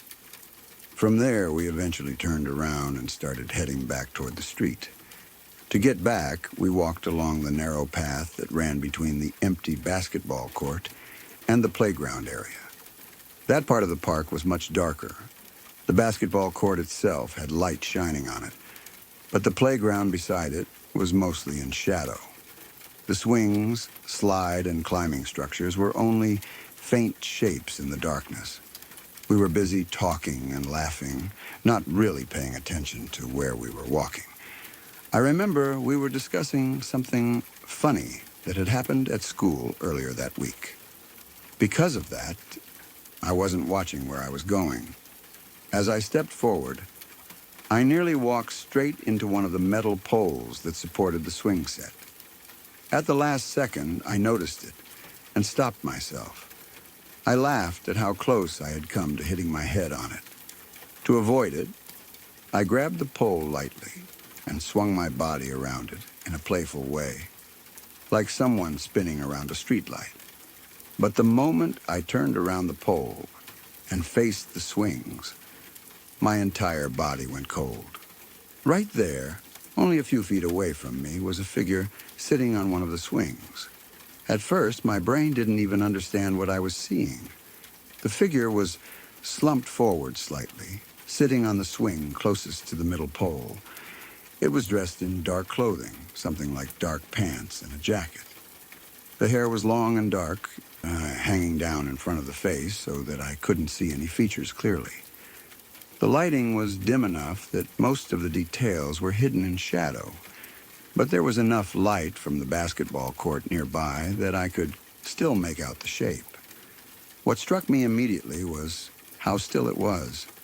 The arms and legs hung loosely downward, dangling beneath the swing seat. The wind moved them slightly, causing them to sway gently back and forth. The body itself was extremely thin. Even in the darkness, I could see how bony the arms and legs looked. The shape was tall as well. The hands and feet were dragging lightly against the wood chips on the ground under the swings. I remember thinking that if the figure stood up straight, it would probably be very tall. But the thing that frightened me the most was the complete lack of movement. There was no shifting of posture, no adjustment. Not even the small movements people make when they breathe. It looked completely lifeless. For a moment, I just stood there staring, frozen with shock. My mind raced through possibilities, trying to understand what I was looking at. But none of the explanations felt right. Then fear took over. Without even thinking, I turned and ran. I sprinted across the park toward the basketball court where the group of people was still playing under the lights. My heart was pounding so hard that I could barely hear anything else. Behind me, I heard my boyfriend calling out, confused about why I suddenly started running. He hadn't seen what I saw. When I reached the basketball court, I stopped near the edge where the lights were brightest. My boyfriend caught up with me a moment later, I breathing heavily and clearly confused. He asked what was wrong. I pointed back toward the playground and tried to explain what I had seen.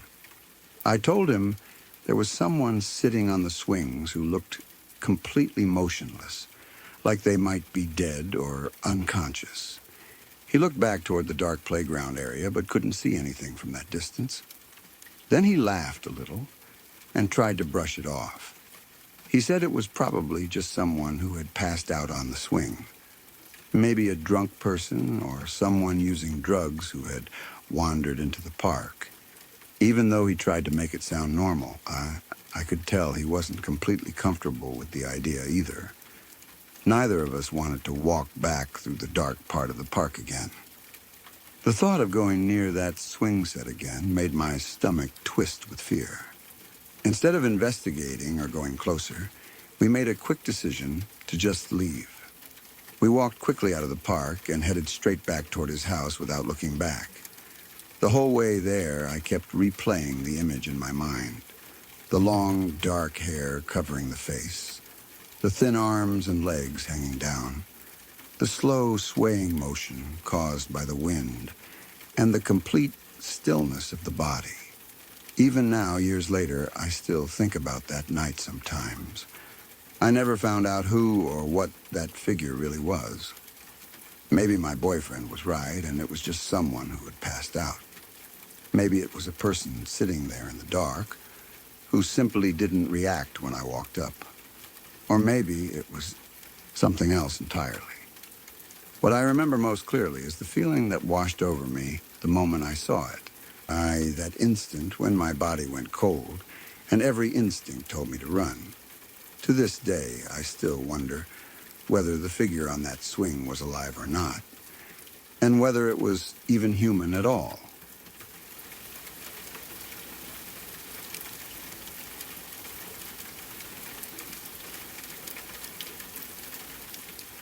A few years ago, I had the chance to travel to Uganda as part of a leadership program connected to an orphanage. It was not a vacation or a typical trip abroad. The program focused on helping young people who had grown up without stable families, and our group worked closely with the children there. We spent time mentoring them, organizing activities, and helping with small projects around the orphanage and nearby community. Before I went on that trip, I knew it would probably be emotional.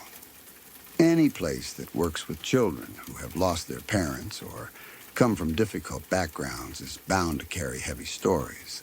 But I wasn't prepared for how deeply I would connect with many of the kids there.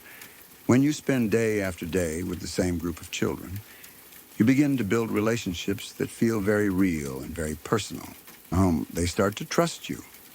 They share their stories with you. They laugh with you, joke around, and slowly begin to see you as part of their support system. Some of them began calling us their brothers and sisters. It wasn't just a cute nickname either. For many of them, family was something they had lost or never truly experienced. The word brother meant something serious. Over time, I started to feel the same way about them.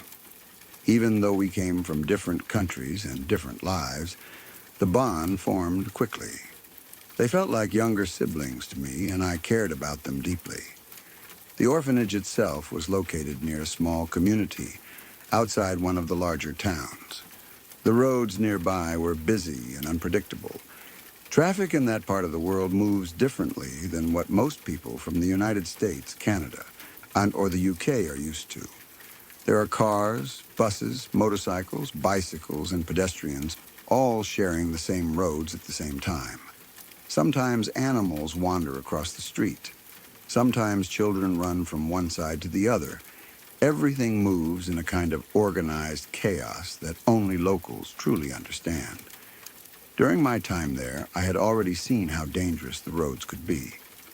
Drivers often traveled fast, and people crossed wherever they needed to rather than waiting for traffic to stop. Still, nothing I had seen before prepared me for what happened on January 1st that year. That day had already been emotionally exhausting. One of the boys connected to the orphanage had passed away, and we had just attended his funeral. He was someone many of us were close to.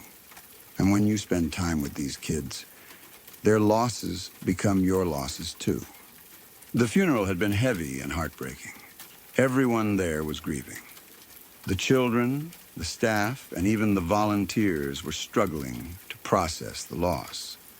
After the funeral ended, our group climbed onto a bus that was taking us back toward the orphanage. The mood inside the bus was quiet. Some people were talking softly. Others were staring out the windows. A few of the younger kids were sitting close together, trying to comfort one another. The road stretched ahead of us, dusty and uneven in places. Our bus driver was moving at a steady speed, probably around 50 miles per hour, which felt fast on that kind of road. I remember looking out the front window and watching the road ahead, not really thinking about anything in particular. My mind was still stuck on the funeral and the sadness of the day. Then everything happened in a matter of seconds. Up ahead on the side of the road, a small figure suddenly appeared. It was a boy, maybe around 10 years old. He came running toward the road from the side, moving quickly like children sometimes do when they are trying to cross before traffic reaches them. At first, it looked like he might make it across, but then he stopped. Right in the middle of the road. I remember the moment clearly. He looked straight toward the bus, his body completely frozen. For a split second, it felt like time slowed down. The driver tried to react, but there was almost no time. At that speed, on that road, there was no way to stop quickly enough. The impact happened almost immediately.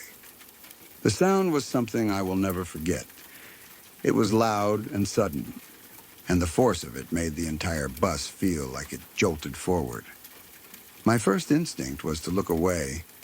Without even thinking, I turned my head in the opposite direction. I knew instantly what had happened, and I couldn't bring myself to see it. Inside the bus, chaos erupted. Some of the younger kids had seen what happened and started crying.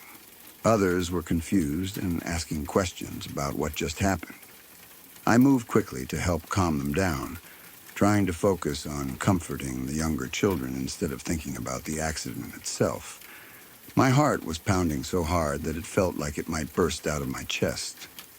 The bus came to a stop shortly afterward. Outside, people from nearby houses and roadside shops began rushing toward the scene. In many parts of the world, when a traffic accident happens, large crowds gather very quickly. Sometimes the situation can become emotional and even dangerous. In Uganda, there is something called mob justice that people talk about with real seriousness. If a crowd believes someone caused harm, they may try to take punishment into their own hands before authorities arrive. Because of that risk, the police response can be intense. Within a short amount of time, police vehicles arrived at the scene. Officers stepped out carrying serious weapons, including shotguns and AK-47 rifles. They positioned themselves around the bus to protect us while the situation outside was being controlled. Seeing officers with weapons like that was shocking. It made the entire moment feel even more unreal. Inside the bus, everyone was still trying to process what had happened. Some of the volunteers were quietly crying. Others sat in silence, staring at the floor or out the windows. The younger children were scared and confused, and we continued trying to reassure them that everything would be okay. even though none of us truly knew how to feel in that moment. The entire situation had unfolded so quickly that it was hard for our minds to catch up with reality. Just minutes earlier, we had been leaving a funeral, already grieving someone we cared about. Now we were sitting in a stopped bus after witnessing another tragic accident. It felt overwhelming. For a long time afterward, the images from that moment stayed in my mind. The boy running toward the road, the moment he froze, the sound of the impact. Those memories are not something you easily forget. What stayed with me most was the strange mixture of emotions that came afterward. Shock, sadness, not confusion, and a deep sense of helplessness. Sometimes people think that traveling abroad for humanitarian work is only about inspiring stories and positive change. And there are many beautiful moments that come from that kind of work. But there are also moments that remind you how fragile life can be. Roads can be dangerous anywhere in the world, but in places where traffic systems are less controlled and the resources are limited, the risks can be even greater. That day was a harsh reminder of that reality. Even now, when I think back to that moment, I still remember how quickly everything changed. One moment we were driving quietly down the road after saying goodbye to someone we loved. The next moment, our lives were intersecting with another tragedy that none of us had expected. It's something that stays with you, and it's something that reminds you how unpredictable life can be, no matter where you are in the world.